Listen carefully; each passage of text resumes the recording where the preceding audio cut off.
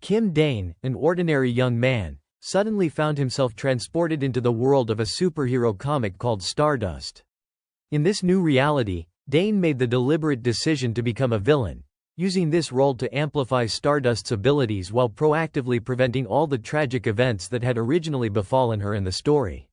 Yet despite all of this, the first heroine, who had initially harbored a strong bias against him, gradually developed a fascination bordering on obsession for this villainous figure, Egoistic. There was one day in particular when Dane unveiled a plan he called the Villain Hunt. Drawing from his knowledge of future events, he knew that certain individuals would eventually grow dangerously powerful. So, he decided to eliminate them before they could wreak havoc on the city or threaten Stardust. Supporting him in this scheme was Seo-eun, a genius with extraordinary intelligence, who communicated with Dane through an earpiece. Their current target was now within sight, a man sitting motionless on a sofa. Timing was perfect. Dane cocked his weapon, ready to execute his plan.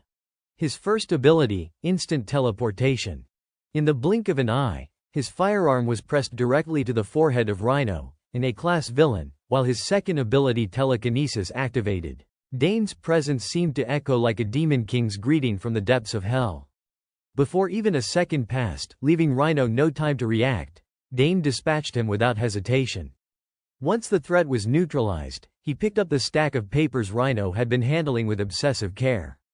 Just as he had predicted, they were indeed plans for a terrorist attack. In the original story, this man, Rhino, would later evolve into an S-class villain, wearing a rhinoceros mask and killing hundreds. Meanwhile, Seo-eun reminded him that the police and heroes were already on their way. Before leaving, Dane smeared a message in blood across the doorframe. Soon enough, the authorities arrived, quickly deducing that the culprit behind this incident and the previous one was the same individual. The message Dane left was specifically for Stardust, and it succeeded in driving her absolutely insane. Media outlets began reporting on the incident, and beneath the articles, numerous comments praised Dane's actions, while others criticized the hero's performance. As Dane read these reactions from his room, he felt a twinge of awkwardness. Watching him fuss over the mess, Seo-eun peeked in, curious about all the noise. A fire of determination ignited within Dane. He could not stand idly by, for if he did, only his own image would be elevated while Stardust would suffer the backlash. Public opinion would certainly turn against her. From that moment, he resolved to embrace his role as an utterly malevolent villain. Thus, the infamous Egoistic was officially born. He prepared a time bomb and stashed it in his backpack. In a bustling part of the city, people were glued to their phone screens, eagerly awaiting a spectacular event. Just as it was about to begin, Dane, now in his villainous persona as Egoistic, hacked into every screen and issued a greeting. Every electronic device in the city was now dominated by his live broadcast. He introduced himself arrogantly, revealing that he had just eliminated Rhino and Enzodiac, two A-class villains. Previously, he had proudly gestured toward Tower 127 with one hand and toward the observation deck of Building 61 with the other, both buildings where people inside were watching the scene unfold. Dane boldly announced that he had planted bombs in both locations. Immediately, the citizens shared the same expression of sheer terror. Some panicked, desperately searching for escape routes, while others froze in shock, unable to move. In front of hundreds of cameras, Dane boldly issued a challenge to the hero. The one he was referring to was none other than Stardust herself. Without keeping him waiting, Stardust appeared, swift and commanding like a gust of wind. Dane quickly did a mental checklist, scanning her long cloak, fitted pants, gloves, and even her mask. There was, however, one thing he could not control: his hands were trembling uncontrollably. It was his first time meeting the character he had admired so deeply in person. Stardust landed with precision and authority, radiating power with every movement.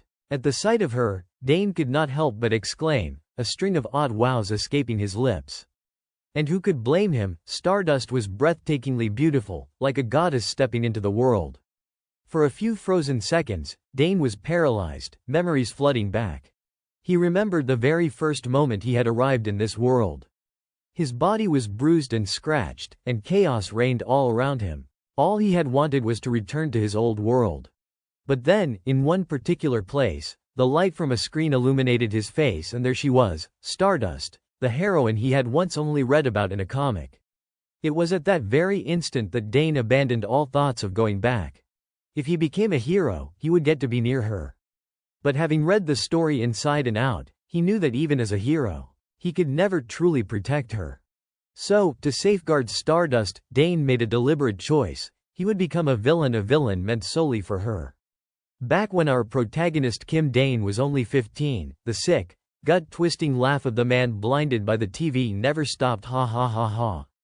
The guy's face was positively delighted, grinning like a madman. Ha ha ha ha. Back then Dane could not make sense of it. Was Jackie actually insane? Even for a villain, that whole shtick felt wildly over the top. Now that he understood what it felt like to be a villain, Dane matched that insanity with his own monstrous laugh. Ha ha ha ha ha. He laughed outright, even while the hero standing across from him glared with a fury that could crush him at any second. The world seemed to freeze. The restless crowd below faded away until it felt like there was nothing left on the rooftop but a single hero and a single villain. Rewinding to a few minutes before their face-to-face, Kim Dane pointed at Stardust with a smug look. I know exactly what you are thinking right now. Even my subordinate controlling that broadcast has a detonation switch, so do not even think about overpowering me with force. The hero's steps faltered at that remark. Dane spread his arms to reveal a swarm of drones hovering behind him. This stage I built is exclusively for Stardust. How do you like it? Her reply was a scowl. You monstrous jerk, free the innocent people right now. Do a couple of punches, then take them away. That is it. Dane kept that casual, cocky smile on his face as he leaned forward and looked into the camera. Yes, they will be released. That is what the righteous hero Stardust would say.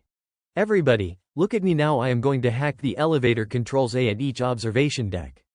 He snapped his fingers. A sound echoed through the elevator shafts of both towers. Stardust's brow tightened. She knew the psychology of these kinds of villains too well. Nothing would end that easily. When the tenants in the building saw the elevators restart, they surged forward. Really, hurry, hurry, a shout tried to stop them. Wait, this was still part of Kim Dane's plan. If they were released that easily, where would the fun be? The down buttons lit up, he told them with excitement. If you press it, won't the bomb at the other observation deck just blow up? Simple, right? He hummed the words, feigning casual curiosity.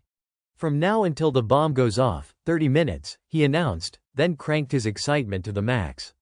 Before then, hurry up and press it and get out. Kim Dane became a devil tempting the weak-willed crowd. Come on, hurry, after all, they are complete strangers, right? The large screens showed the chaos inside the building, children crying, people arguing in a cacophony. Stardust ground her teeth and cursed him under her breath. Dane pretended not to care about her reaction. Today I will show everyone the sheer selfishness of humankind. This is Egoistic's game. Chaos erupted inside the building. If the other side presses first, we will die horribly, but we still have to live, right? The timer's up and then it goes boom.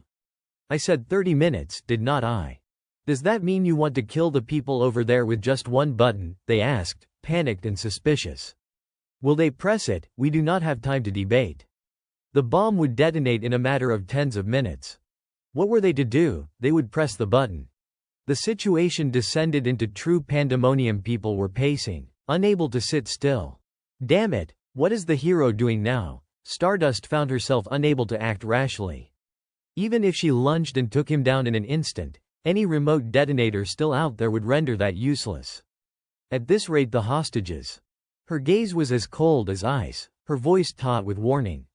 Is it fun to toy with human lives like this? Across from her, Kim Dane squinted lazily, grinning with impunity. Ha ha, fun is not in that part, he replied. Stardust, one of the few A-class heroes of Korea. Someone who trusts in justice and their own convictions, someone who never compromises with evil. Truthfully, I respect you, Stardust. His words made her flush with anger. What nonsense are you spouting? She snapped. Dane, all pride and glee, rubbed his nose. I am merely complimenting you while the whole country watches you on live television. His voice drew even more attention. Seeing her trapped and powerless only fueled his excitement. his fingers dancing maniacally over the bomb's control. Truly exhilarating. His form shimmered and blurred, vanishing briefly. I am even giving you a chance to join the game. I will connect you with the people who are anxiously waiting for the hero. Stardust's face twisted in cautious confusion. What? Dane continued his theatrics. If you can persuade them successfully, and within 30 minutes no one presses the button. He crossed his legs and smiled wickedly. The bomb won't go off. Naturally, she did not believe him. You expect me to trust a bastard like you? He shot back, unafraid and even teasing her. Better than letting them helplessly stare at the sky, right? She clenched her fists at her sides, utterly powerless. But Dane did not care about her opinion. He gestured with a flourish. Now, he shouted, and the crowd of cameras swiveled in unison toward her. 3, 2, 1. With the countdown complete, the stage was set. The hero's face appeared on the massive LED screens across the towers. The citizens immediately recognized her. Stardust, Stardust. She drew a deep breath under the invisible weight of expectation, staring directly into the cameras as if into the eyes of each person watching. Hello, everyone. I am a class hero, Stardust. Each of us carries our own beliefs in our hearts. Her words froze the handsome young man in awe. Yes, that was exactly what he had wanted. This half-real, half-fantasy world felt like a dream. He would be immortalized as the villainous terrorist in the public eye, while her brilliance would shine. This stage belonged to her. Stardust. Her radiance, so others could someday feel proud of the choices they made today. Show this villain what you are made of. Her voice was like a warm current flowing through everyone's hearts. We are strong, her gaze hardened, our beliefs unshaken. We will never succumb to evil. Thank you, everyone. Kim Dane curved his lips into a subtle, mysterious smile. The countdown on the screens ticked down to 5. The people trapped inside the building clutched one another in silent prayer. Stardust's face brimmed with worry as she watched the screens. When the final number was reached, everyone closed their eyes in tense anticipation. Would the punishment really strike? Was the villain telling the truth? That was precisely when Kim Dane stepped onto the stage. At that moment, the cameras fell, and his incredulous, triumphant shout rang out. Impossible. He scanned the faces of the terrified citizens through the lenses. Impossible. Impossible. Surely at least one selfish soul would have pressed the button by now, someone like me. At least. He grabbed his head, muttering theatrically. Humans can't be this kind, can they? Stardust interjected. Egoistic, people are not as selfish as you think. Her image shone like radiant light across the screens. No one is completely selfless, but I believe in the goodness of people. It was because of her, Dane realized. Stardust, she had united them. He chuckled softly to himself. Interesting, is not it, Stardust? Before she could rush him, he bowed politely. The next game will definitely come. He spared her one last glance. Well, the steely blue of Stardust's eyes left him in awe, full of unwavering justice. At last, he vanished with a confident declaration, I will win. The entire crowd erupted in joyous relief. People broke down in tears, hugging one another and celebrating the hero's victory. United, they shouted a single name, Stardust, Stardust. Still, the hero remained motionless in midair. Kim Dane had already teleported to another location. The moment his feet hit the ground, he collapsed, utterly spent. He moaned and complained, "Oh God, I am dying." This was the consequence of teleportation, the lethal side effect of his instant transport ability that battered his body proportionally to the distance traveled. His limbs felt leaden. He could barely crawl. I will probably be bedridden for days. A girl said. I told you not to change that hat again, did not I? The white-haired girl looked at him with open disdain. It is hideous. Kim Dane croaked, pleading. Seo-un, I am really about to die. Give me a glass of water. The girl shrugged, flicked dust off her skirt, and walked away without mercy. Drink it yourself. She left him frozen on the spot. The giant LED screens flashed the breaking news. The terrorism incident at the towers had resulted in 0 casualties. Stardust hovered there, teeth clenched with hatred. Playing with other people's hearts like that, next time I will catch you for sure. She swore she would remember this name until she brought him to justice. Early one morning, at the Korean Heroes Association, the organization for those with superhuman abilities in Korea, a large screen displayed countless tabloid headlines circulating online. These were the latest news reports. The radio kidnapper seen by the entire nation, who is the person specifically targeting Hero Stardust. Let us review his actions. Who is a class villain? Egoistic. The topic was trending. No casualties from the actual terrorist threat spreading across the peninsula, and a radio abduction crossing international borders. Can Korea's broadcasting security really handle this? The meeting's moderator flipped to the next page. Next came a profile analysis on Egoistic. The dossier included information on the villain, along with some details about Kim Dane and his role as Egoistic, male, masked, with abilities that impair recognition of his residence, suspected location Seoul. A balding, portly man cleared his throat. Alright, let us begin the briefing. This was Bak Jun-ho, chairman of the Korean Heroes Association. His image appeared alongside scenes of crime in sealed rooms, and he looked visibly exasperated. Okay, we have reviewed this part enough times. Move on. Yes, sir, the moderator continued. Now I will explain the events of yesterday in detail. First, it appears the perpetrator exploited his instant teleportation ability to plant bombs on the exterior of the buildings beforehand. After disarming, we confirmed they were high-powered improvised explosive devices, capable of destroying an entire observation deck. Our conclusion: these were homemade high-yield bombs, likely crafted by the villain himself. Bak Jun-ho rubbed his shiny bald head in frustration. Still no leads on the kidnapping, his secretary replied, looking uneasy. Yes, how he bypassed modern security systems to broadcast remains a mystery. They did, however, have some preliminary analysis. Since no one with wave-related abilities has ever appeared before, we believe it is highly probable he has a highly skilled technological assistant behind the scenes. That was their current speculation. An assistant? Then that person is probably the one making the bombs, the secretary said gravely. One more thing I would like to add, he seems obsessed with Stardust. All eyes immediately shifted to the blonde heroine. From scattered clues at the crime scenes, they could deduce that he intentionally left a message aimed at her.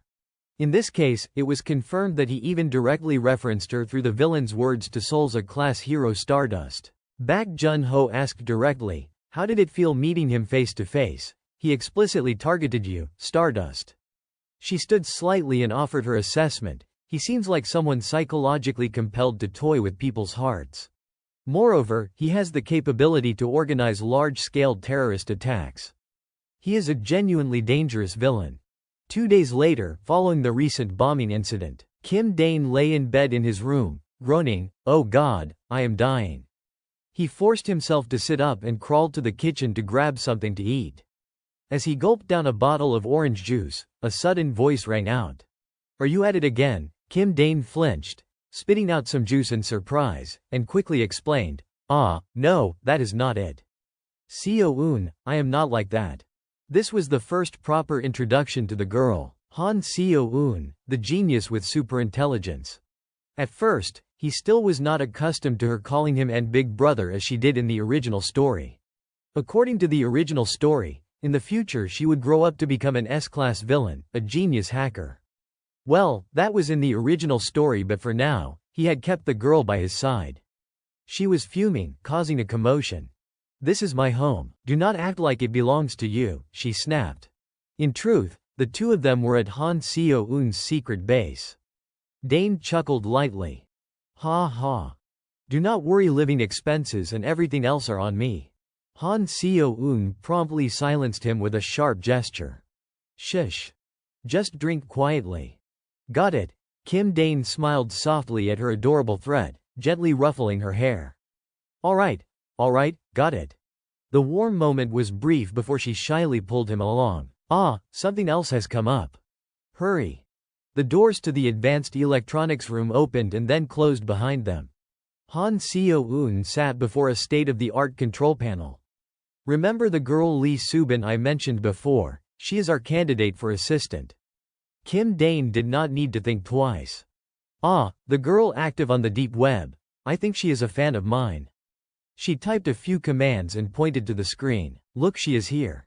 A broadcaster's voice rang out. Followers of Egoistic are causing a hostage-taking terrorist incident in central Incheon. Bombs have been planted in the building. Dane leaned closer to the screen, astonished. What the hell, these maniacs, she is being held hostage there. Han Seo-eun pointed to the trembling gunman. No, the masked girl there. The broadcaster continued, Egoistic's followers have declared no negotiations, only a desire for terror and death. Police confirm that at least 3 people have died so far, with approximately 300 hostages still trapped inside. Dane's voice faltered. Seo-eun, what is our principle again? The girl recalled his strict instructions, under no circumstances are civilians to be harmed. A dangerous gleam appeared in his eyes. Then we have to take care of them. Help me with that, Seo-eun. She nodded resolutely. He then began devising how to handle both the gunman and the masked girl while she monitored the scene for tactical judgment. Meanwhile, at the hostage scene, Stardust stood before the blazing building. She bit her lip, standing silently for a long moment, then spoke into her radio headquarters, requesting permission to breach. The response denied her request. Wait for orders. After police complete final negotiations, you will be allowed to breach, with authorization to eliminate threats if necessary. The incident only intensified her hatred for him. Everything was because of that bastard. Most previous terrorist incidents had been the privilege of superpowered villains. This spectacle, though smaller in scale, caused a huge stir in the villain community. But this time, he did not rely on superpowers. He used explosives and hostage-taking as his main pressure points against the heroes. Clearly, his image of relentless dominance inspired ordinary people as well. She seethed with anger, and the next day, more criminal kidnappings erupted. Suddenly, a broadcast crackled over the radio. Stardust, Egoistic is live-streaming the scene inside on NeoTube. Check immediately. She froze.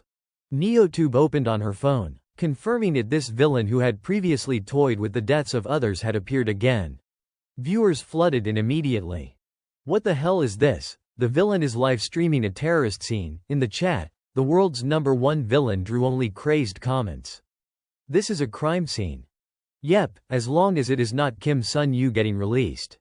Release Kim Sun-yu. Release Kim Sun-yu. Who is censoring this? Broadcasting it live again, the feed showed Egoistic inside the building, confronting a group dressed identically to him. They aimed their guns and shouted, "Who is there?" When they realized who had arrived, they erupted with glee. Our hero, Egoistic, has come down here in person. Egoistic, Egoistic, they had no idea what they were anticipating. He is here, really here. Woo, he is going to wipe out these idiots himself, they cheered. Kim Dane, however, did not look particularly pleased with these people. Damn it, I used long-distance teleportation again, and now my body feels like it has been run over by these fools. Damn it. The terrorists were confused. Egoistic. Then suddenly, a laugh echoed. Ha ha, this is interesting. Ha ha ha, they mimicked the laughter awkwardly, not understanding. Ha ha. At that moment, Han Seo-eun reported. 3 of the clock position. The guy is next to the column holding a detonator. Dane glanced at him, confirmed, and immediately ended him. The man's body was mercilessly hollowed out into a donut shape. The remaining terrorists screamed in shock. No, that is not Egoistic, it must be a disguised cop. They hastily aimed their guns at him, but before they could pull the trigger, the weapons flew from their hands. Moments later, barrels were pointed directly at each of them. Kim Dane smirked and raised his hand, activating his power. I have never had any fools like you as my subordinates. Gunfire erupted, the building belching thick smoke. Screams of agony from those hit mingled with the livestream, as chat comments oscillated between panic and rational observation. Are they on the same side? Did he just take care of them all? Wow, just killing them outright. Who is Egoistic to be this ruthless? Those lunatics, someone's dead. What are the heroes doing? The villains taking over.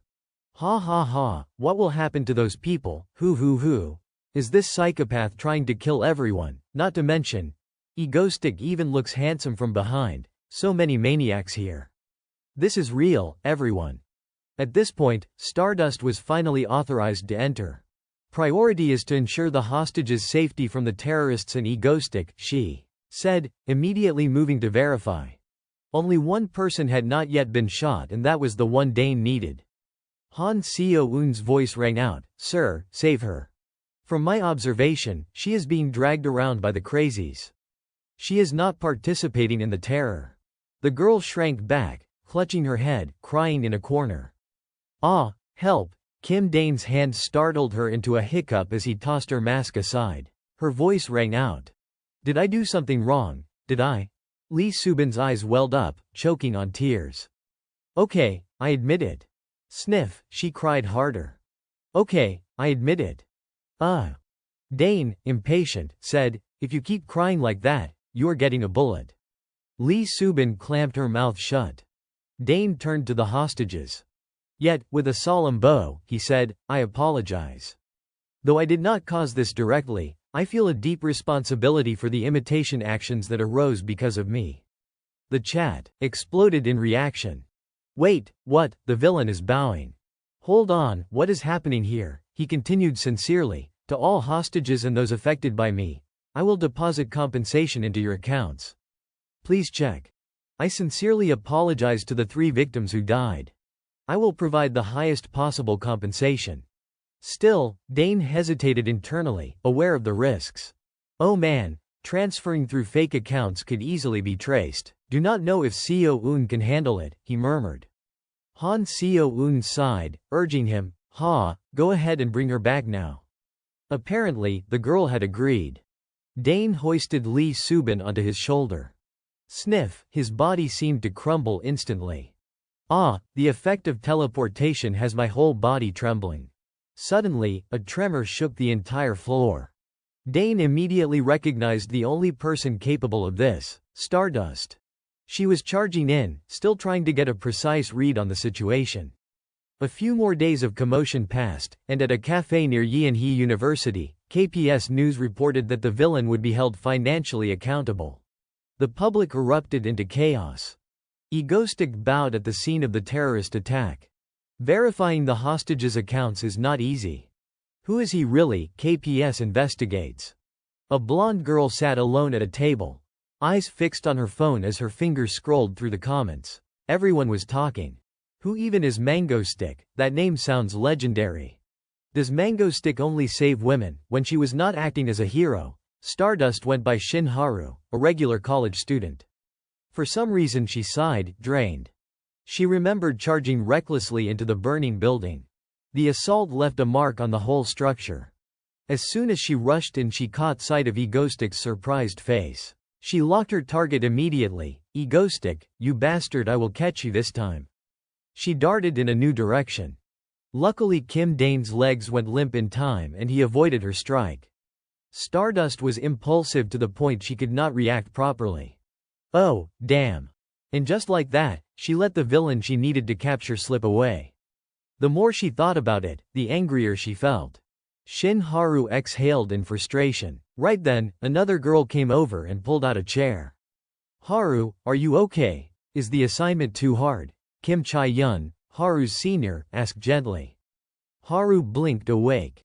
"Oh no, I am fine, senior." She returned to her studies, embarrassed. "I am okay, just a little distracted." Stardust, Korea's a class hero whose civilian identity was Shin Haru, hid her hero identity with a perceptual filter so everyone thought she was just an ordinary student.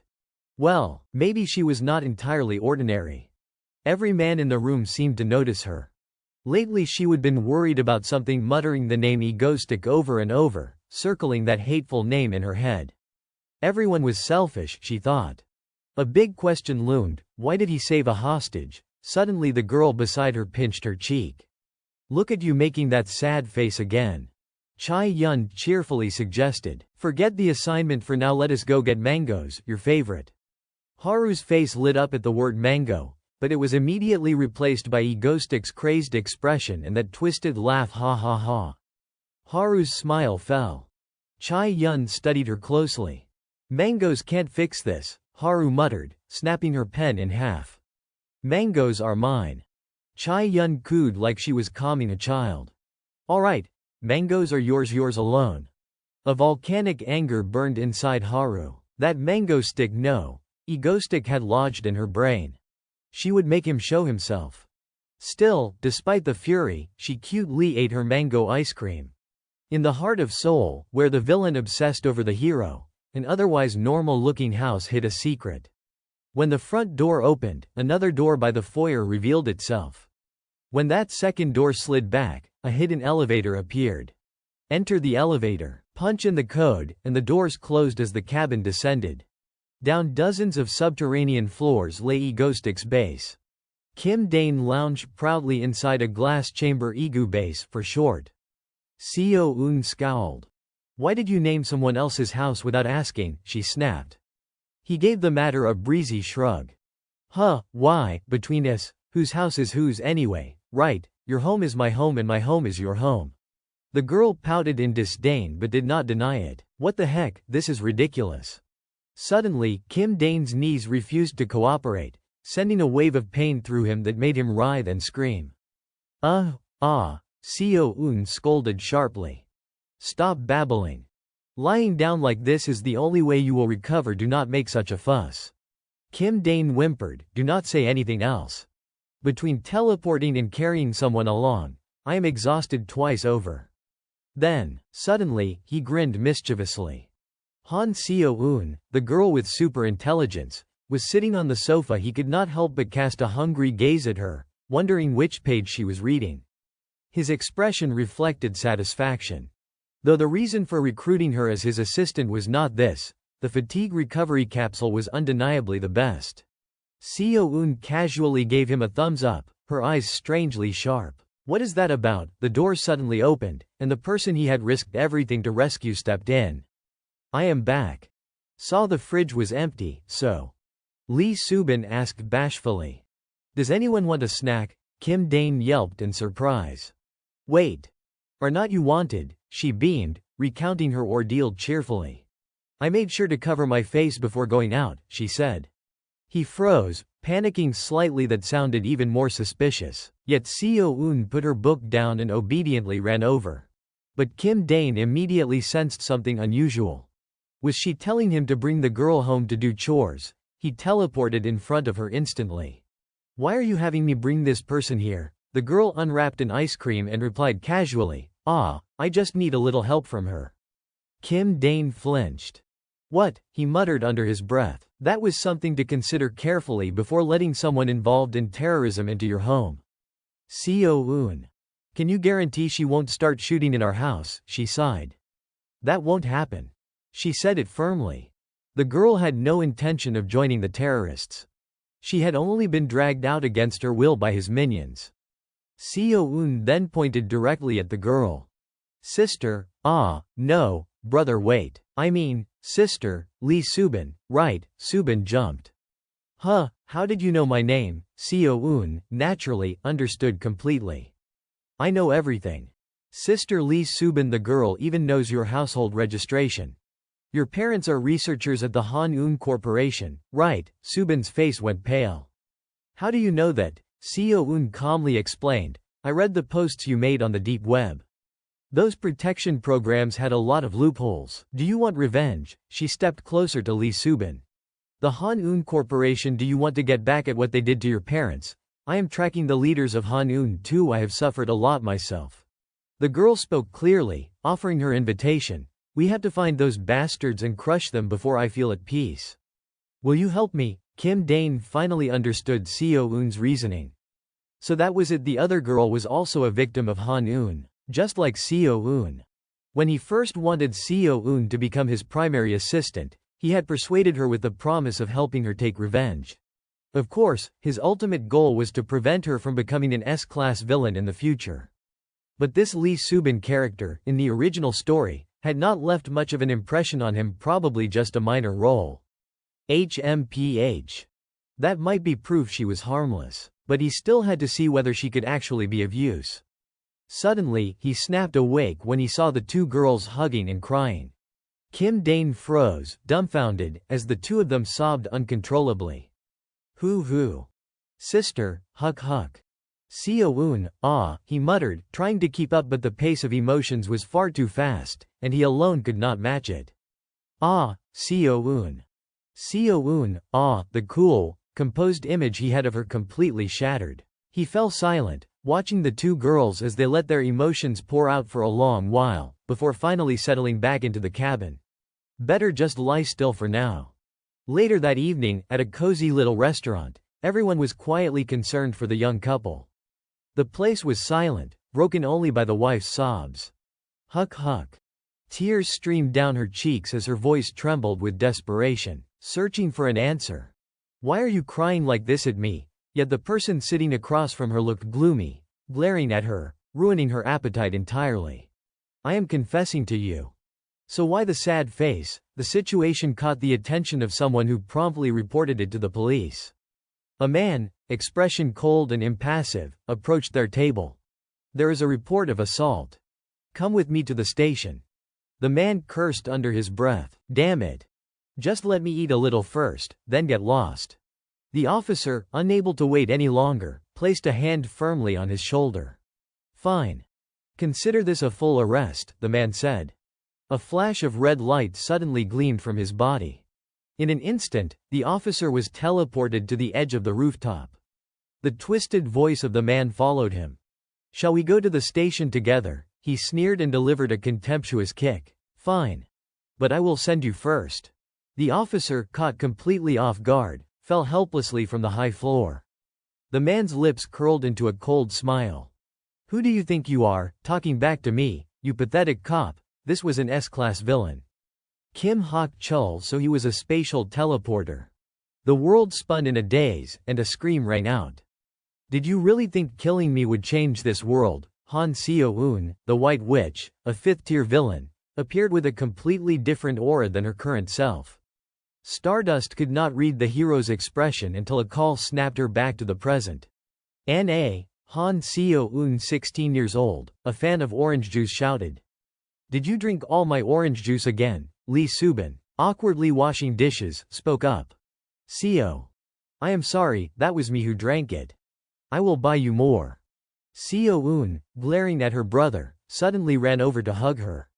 In a flash, her face brightened, a clear, cheerful smile spreading across her features. It is okay, sister. Kim Dane watched the scene with a mixture of amusement and mild disdain. He would have handled it differently. He spoke up, teasing. So.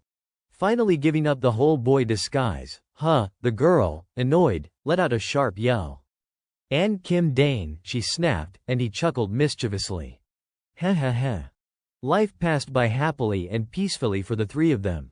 Looking back at the misfortune from the original story, Han Seo-eun, with her super-intelligence, was the sole survivor of the Blossom Project conducted by the Han-eun Corporation. Hundreds of children had been subjected to illegal experiments. One day, a child developed unforeseen complications, and everyone involved died except Seo-eun. The building collapsed entirely. With her body full of injuries, she escaped the facility, hiding in an underground bunker she later turned into her current hideout. She lived in solitude for many years until Kim Dane's sudden appearance. He arrived at a time when she was finally at peace. The chair clattered loudly, and Seo-eun bristled like a hedgehog, alert. Kim Dane calmly made his proposal. Do not you want to take revenge on them? You will need my help. Han Seo-eun's fearful gaze met his as he extended a friendly hand. I did not come to hurt you. This is the first step. Now I am here to save you. Unlike in the original story where her hatred eventually led Seo-eun to become an S-class villain and perish, he promised he would not let her walk the path of villainy ever again. Well, technically, since she is now his accomplice, does that make her a villain? Regardless, she had to follow the right path. Feeling Kim Dane's steady gaze, Seo-eun turned to argue back. What are you staring at? Do you even understand what you are looking at? Kim Dane's eyes shifted to Subin. Her parents had been researchers but were both deceased. She taught herself and got into a prestigious university. He was well informed about her background. As a computer engineering major, she would likely handle technical support for Seo-eun in the future. He calmly sipped his drink. Though she was a character he had not known before, and a bit suspicious, he had to admit her cooking skills were exceptional. Suddenly, Seo-eun held out a tiny spider-like device. Here, all done. External tracking sensor attached. Kim Dane frowned. Tracking. What for? The girl clicked her tongue, unimpressed. Tisk tisk, have you forgotten our line of work? She pointed to the target on the screen, the one from the villain list he had chosen. Kim Dane was stunned. The person capable of instantaneous teleportation was him. He clearly assessed the abilities. This villain could teleport unlimitedly over short distances without taking any damage. No external force could harm him. It was extremely tricky. Seo-eun laughed excitedly. The harder the opponent, the sooner he had to be dealt with. Kim Dane groaned in frustration. Do you understand how exhausting it is to teleport continuously? Seo-eun cheered him on. Get to work, egoistic. They quickly set out, heading for a small apartment tucked away in a remote area. Kim Dane crouched on a nearby low rooftop, tense and alert. Seo-eun, can I get in now? The girl urged him. What do you mean? You are not in yet, just go already. Still, he hesitated, his heart racing with tension. Was it really safe to teleport straight into the living room? What if the target was already there? Seo-eun sighed and repeated herself. I have told you countless times, shoot the bullets with the tracker attached. Even if he teleports to dodge, the tracker will still stick. Kim Dane glanced down at the gleaming gun in his hands. What? Why? She snapped, growing impatient. Because I made it faster than a bullet. You studied humanities, so you would not understand the physics even if I explained it. Just go in, he still faltered. Would not it be quicker to take him out in the street first? Seo-eun wanted to flip the table in frustration. From the start, he had never gone outside, always relying on teleportation. This plan has been researched and prepared ahead of time. Gosh, I am so impatient, she muttered, practically trembling with nerves as she gulped down a bottle of water. Lee Subin cheered her on from the side. Go, egoistic. Embarrassed, Seo-eun echoed her. Yeah. Egoistic, go for it. Kim Dane felt a surge of energy. All right, thanks. Let us do this. He teleported directly into the criminal's apartment just as the man had finished showering. The man froze, startled by his sudden presence. HMPH. Seo-eun immediately shouted, shoot. He raised the gun and pulled the trigger. Two tiny spider-like devices shot out at impossible speeds, but as expected, Kim Hak-chol vanished instantly. Kim Dane tossed the gun aside. Damn it. Seo-eun, did the tracker stick? She asked. Seo-eun, monitoring closely, confirmed. Yes. Subin, report his position. Subin quickly pinpointed him. He was now 500 meters east. Without hesitation, Kim Dane followed the directions. Okay, he muttered and suddenly appeared in the middle of the street. Huh, what is that? Bystanders quickly recognized him. Is not that egoistic? Huh, that is really him. Kim Dane frowned, scanning his surroundings. Damn it. This is not in the plan. His appearance instantly went viral across social media. At Yeonhee University, Haru was focused on her studies, unaware of the chaos unfolding. A voice crackled over the radio. Egoistic has appeared in the city. Stardust, the hero, prepared to depart under association orders. Panicked, Haru jumped up. What? All eyes in the classroom turned to her. Ah, sorry everyone, she hastily packed her things and rushed out. Excuse my abruptness. She darted away, muttering, what is he up to this time? Egoistic. Seo-eun carefully checked the tracker. There, up ahead at the intersection. Kim Dane quickly spotted Kim Hak-chol staggering forward. Had he been hit by a bullet, as the traffic light turned red, Kim Dane risked everything, leaping into the road to block him. Just go, keep moving, he muttered, while Seo-eun's panicked voice rang in his ear. And Dane. In his urgency to capture the A-class criminal, he had not noticed the oncoming truck. It barreled toward him at breakneck speed. He had no time to consider whether he could react fast enough to survive. As he tried to escape, Kim Hak-chol suddenly recalled that fateful day. Hey, Kim Hak-chol, stealing our money and running away, was that really fun for you? The younger, weaker Kim Hak-chol had been helpless, only able to whimper and plead. I will pay it back, please, spare me. Feeling his pleas were not sincere enough, the gang leader shouted louder. I will pay it back. His words only irritated the leader further. And without warning, the man pressed a lit cigarette against the rope binding Kim Hak-chul. I do not need you anymore. Watching this, the boy struggled violently. No, please, I was wrong, just spare me this time. But it did not matter how much he begged, the rope burned through, and he plunged into the sea. At that moment, he had nothing left to lose. Kim Hak-chul cursed bitterly, damn it, you bastards, as his face neared the water. He let all his rage out in a furious scream. I curse you all to die, and in that instant, Kim Hak-chul vanished. When the gang prepared to leave, he reappeared suddenly nearby. This bizarre phenomenon left them pale with fear. What the? Kim Hak-chul, meanwhile, looked down at himself in astonishment. Huh, what just happened? Once he calmed down, the gang rushed to grab him. In no time, Kim Hak-chul was completely surrounded, yet he did not move an inch. After standing still for a while, he clenched his fists in pure exhilaration. No one in the world could catch him now. Thinking this, he disappeared again, letting the pursuers collide and then flee. No one could return to the present. The truck, realizing someone was on the road, slammed on its brakes, but by the time anyone reacted, he had vanished, suddenly appearing in the cab and startling the driver half to death. Seeing Kim Dane unharmed, Kim Hak-chul seethed. Damn it, sensing the danger, he turned and fled, but even with perfect timing, Kim Dane still evaded him. Damn it, as soon as he stepped out of the truck, Kim Hak-chul teleported to a nearby rooftop. He watched cautiously, gritting his teeth in fury. So that is egoistic. Could it be that he was taking out two A-class villains without any personal grudge? The more Kim Hak-chul thought about it, the angrier he became. Clearly, he had nothing to do with this man. Below, Egoistic was surrounded by countless civilians as he moved. Yes, I am busy, so I can't say much. Oh my goodness, do not be afraid, I won't hurt anyone.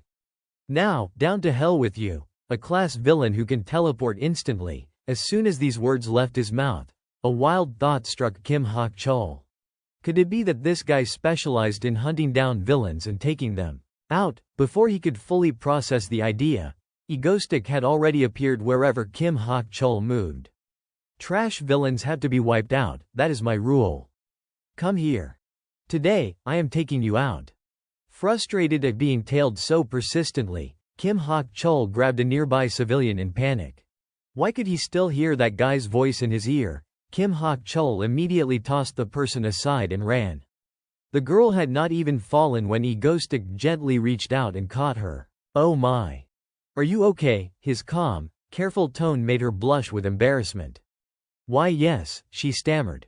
After constantly using his short-range teleportation, Kim Hak-chul had drained almost all his energy and could no longer endure. He finally collapsed, groaning, "Why me?" Once the girl had rested, Egoistic shifted his focus to the original target, a teleporting A-class villain. Without saying a word, he pulled out a handgun and pressed it firmly against the man's temple. You have confessed your crimes yourself.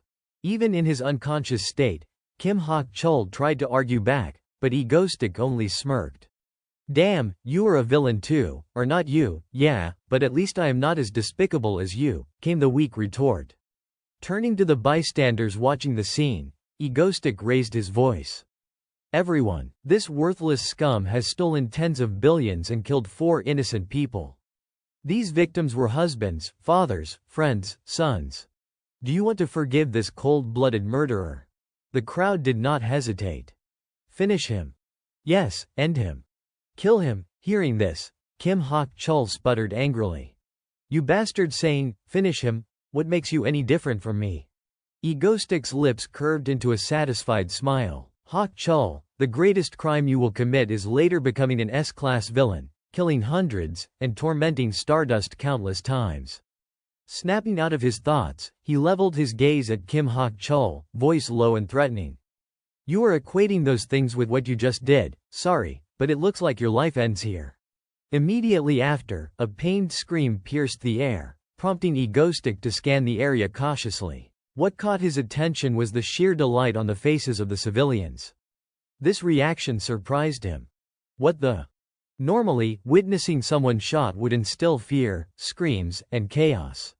Once his task was done, he stood up, bewildered by the joyful expressions of the people around him. Apart from the superpowers, this world was not much different from the one he had known before.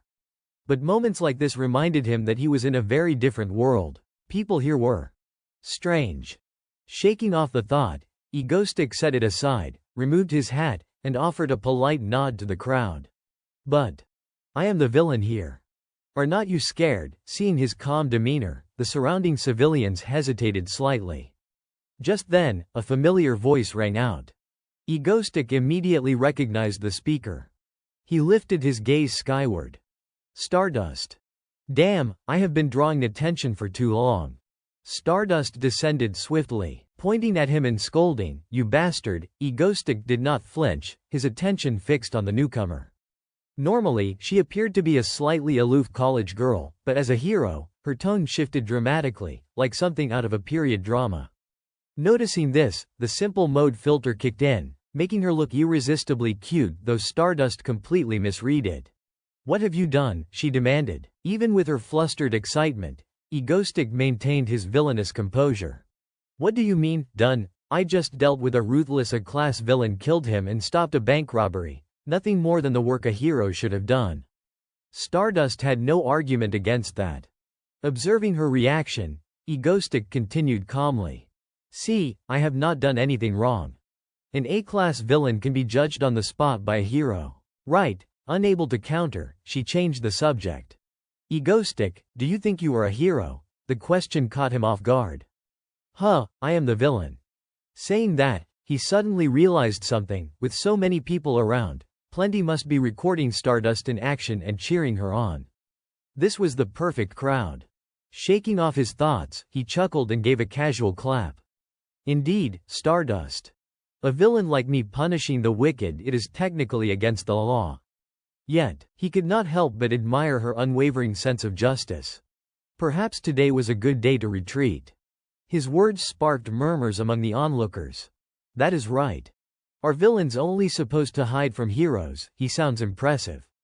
Honestly, she arrived late and could not even take down the teleporting guy. Egoistic did not really do anything wrong, someone whispered.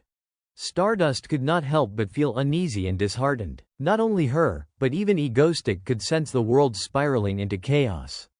"What? Something feels off," she murmured. Just then, Han Seo-eun's voice came through his earpiece, urging him on. "Stop rambling and just go." Startled by her insistence and the tense situation, he hurriedly clarified, No, I am not saying I am right. I will continue doing my villainous work, and Stardust can try to stop me if she wants." He paused, then slipped back into his cool, composed persona. "All right then. I guess that is it for today." With that, he activated his power and vanished. With nothing left to gawk at, the crowd dispersed, leaving Stardust standing there, deep in thought. "We should probably go too." "Yeah, let us go," she said to herself. After everyone left, she walked over to Kim Hak-chul, who was slumped and looking miserable. Back at the base, Egoistic collapsed onto the spot Han Seo-eun had prepared, shouting loudly, "Sister Subin, over here. Hurry." Lee Subin rushed over, alarmed. "What is going on?" she asked. Sitting down, the girl assessed the situation and explained, "It is a side effect from the teleportation power." After examining him, both girls worked together to drag him back into the room. 1. 2. Just then, the phone in his pocket vibrated. A post about the afternoon's events had appeared on an open forum, gauging public opinion. Who is cooler? The awesome Egoistic or the old-fashioned Stardust? Definitely Egoistic in my book. That evening, Stardust sat quietly on top of some building, reading the post. She could not hide her disappointment after finishing it. Sitting atop that building, Stardust found herself recalling some painful moments from her past, back when she was just Shin Haru, a 17-year-old high school student. One tragic memory came rushing back. "No, Mom. Dad." She had cried out, helpless. A smug thief, holding the wallet he had just stolen, should have obediently handed it over, but instead, he lingered, enjoying her despair. After observing the fruits of his crime for a while, he drew a handgun and threatened her. Blame your foolish parents, he sneered. But at that moment, Shin Haru had nothing left to lose. She was not afraid at all. The thief had not yet shown the expression she had hoped would make him regret his actions. Then, unexpectedly, he laughed and put the gun away. Lucky. Very lucky, huh? With that, he discarded his cigarette and turned to leave. Shin Haru, left behind with her parents' lifeless bodies, was powerless and could only collapse into tears. If only I had the power to protect mom and dad. No matter how much I regret it now, it won't change what happened. Mom. Dad. I will end that bastard, she declared through her sobs. Yet, all she could do was sit beside them and cry her heart out. Then, the dark sky was pierced by a flash of light. Moments later, a meteor streaked down into the narrow alley. Shin Haru, still weeping, looked up at the strange glow. A blinding beam struck her directly, and the alleyway filled with an otherworldly radiance. When the light faded, Shin Haru had lost consciousness, and her black hair had turned golden. The next day, after resting at the secret base, Kim Dane finally opened his eyes. Han Seo-eun had been stationed nearby, waiting for this moment, and immediately cheered, "You are awake." Before he could even respond, the energetic girl scolded him playfully. "Seo-eun. After all that, you even let me enjoy a hot meal." Suddenly, she handed him her phone. "Eat while you listen." Immediately, she read aloud the article displayed on the screen. A summary of the facts about a rank villain Egoistic. Ryan, just state the facts about a rank villain Egoistic. She carefully recounted his countless feats. He eliminated a rank villain Life and S-rank villain Zodiac.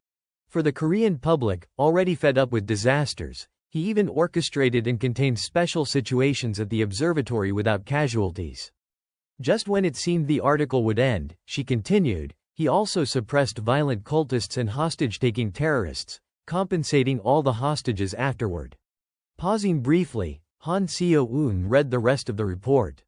The A-rank teleporting villain remained at large for a long time. Despite bounties, officials judged capturing him as extremely difficult. Truly, Egoistic hardly seems like a villain. Feeling this was not shocking enough, she added with a grin, 7,842 likes and only 12 dislikes. What do you think? Dane, caught off guard, hastily asked, and what about Stardust? Hearing her name, Han Seo-eun could not hide her annoyance. That's Stardust, check the comments right below. Without waiting for him to grab the phone, she read aloud. Honestly, Egoistic's even better than Stardust. Stardust has not done anything notable so far. Dane choked on his meal, stunned. But she was not done. She continued, King Egoistic has already taken down 3 A-rank villains. After collecting himself, Dane stammered, so why is Stardust getting criticized? Han Seo-eun paused thoughtfully before replying, maybe because among the 3 A-rank heroes, she is the least active. Shadow Walker or Icicle alone have saved dozens, even hundreds, of people. Stardust has not done much at all. After finishing, the girl hesitated, watching Dane's reaction closely. See, that is how people react. Hearing those comments, Kim Dane could not hide his despair. Is that how most people feel? The shock was not over. Han Seo-eun then flashed the screen, showing a ridiculous mango meme. Yeah, Egoistic even has a proper fan club. That sentence finished him off. Dane dropped to his knees, ripping at his hair. No way. A fan club for a villain, these people are insane. Unable to accept it, he sprang up and started plotting. All right. I can't leave this alone. After a moment of thought, Kim Dane decided, we will start preparing the next terror stunt. Seo-eun, Subin, can you two handle it? The 2 girls froze when he suddenly pointed at them. Again, me. Despite their reluctance, Dane's excitement was infectious. We have to show Korea what a real villain is and who the real heroes are. Wait for it, Stardust, I will bring you back to the top. At that moment, the person in high spirits was savoring a perfect mango frappuccino. As she enjoyed it, Shin Haru noticed something outside. The cherry blossoms had burst into bloom, painting the scene romantic and poetic, but her mind drifted back to the online comments. Being a hero is too grand. Only after the job is done, maybe she could not catch the teleporter. Thinking back on those words, Shin Haru sighed. Negative thoughts came flooding in like tides, washing at her resolve. The public was ecstatic over Egoistic, the villain who wiped out other villains, while heroes, who handle things by the book, got criticized. Refusing to sink into that negativity, Shin Haru slapped her own face a few times. Snap out of it. Just then, a familiar voice called out. Haru, why are you slapping yourself? Hearing that voice, she blinked awake and saw Kim Chae-yun smiled gently as she sat down beside her. Her senior smiled and offered, "It is such a beautiful day, let us take a break." Tempted, Shin Haru agreed without hesitation. Yeah, when did the cherry blossoms get so full? Chae-yun pulled out her phone. Clearly excited. Oh, by the way, want to see this? It is trending now, maybe you have not seen it, Haru. She showed a bouncing mango image. See, is not it funny? Lately I think Egoistic's got real charm. Seeing that, Shin Haru gritted her teeth in frustration. Even senior Chae-yun liked him. As she scrolled, Chae-yun suddenly spotted something. Huh, what is this? She lifted her phone. Haru, East is live right now. Surprised, Shin Haru fished out her phone. A familiar voice blared through the stream. Egoistic is targeting Stardust again. All units to the association deployed to the scene immediately. The moment the announcement ended, Shin Haru slammed the table and bolted upright. Chae-yun, I have got to go, sorry. Without waiting for a response, she shot out of the cafe. Huh, Haru, Chae-yun called after her in surprise. On the run, Shin Haru vowed, wait for me, Egoistic. This time I will catch you. Meanwhile, on some cliffside, a familiar screen appeared and Egoistic's voice echoed. Long time no see. Hello, everyone, I am the villain Egoistic. As soon as he introduced himself, he watched the comment feed explode. What would their reactions be this time? It was insane. Did they treat this like a live entertainment event? Wasting no time on idle chatter, Egoistic pulled out his phone and spoke to the livestream with a teasing tone. Lately there has been a lot of news about me. Huh, I am not a hero, I am a villain. I even have a fan club. He flashed a sly grin as he angled the phone toward the train tracks. Maybe you are all misunderstanding. I really am the villain. He pointed at the hostages behind him, then toward the approaching train. Oh look, the train's almost here. You watching, Stardust? A comment popped up almost immediately. He is such a hardcore fan of Stardust. Huh, ignoring it, he set the rules. The game is simple. You choose. He angled the camera to show the tracks and dialed up the pressure. Keep the lever in place to save one person at the cost of 5, or pull the lever and one will survive. As he spoke, he thought of Lee Subin at the controls and raised the stakes. Do not act rashly. If you try to pull these people off the tracks, I will flip the train. Understand, Stardust? After laying out the rules, Egoistic invited her choice. You only get one decision, pull the lever. No sooner had he finished than Stardust appeared. You bastard, Egoistic. She did not hesitate, she dove straight down toward the tracks, and he watched with satisfaction. Here she comes. Stardust. Studying the hostages, she began calculating, if she tried to save them, the passengers on the train would be in mortal danger. Think, Stardust, how can you save everyone? Seeing her hesitation, Egoistic without a shred of conscience taunted her. Come on, the Pentagon is entering the station. What will our Stardust choose? The chat exploded with predictions. People assumed Stardust would pull the lever. But Egoistic did not believe the Stardust he knew would act that way. At that moment Lee Subin cried out in panic over the earpiece. Dane, she is running toward me, what should I do? Watching Stardust sprint, he tried to calm Subin. It is live, turn off your mic for safety. Do not worry, she won't hurt you, Subin. That reassurance steadied Subin, and Egoistic kept playing his role. All right, mic back on. Wait, what is she doing? Can she really do this? She is going to destroy herself. Stop. Despite the warnings, Stardust and the train collided.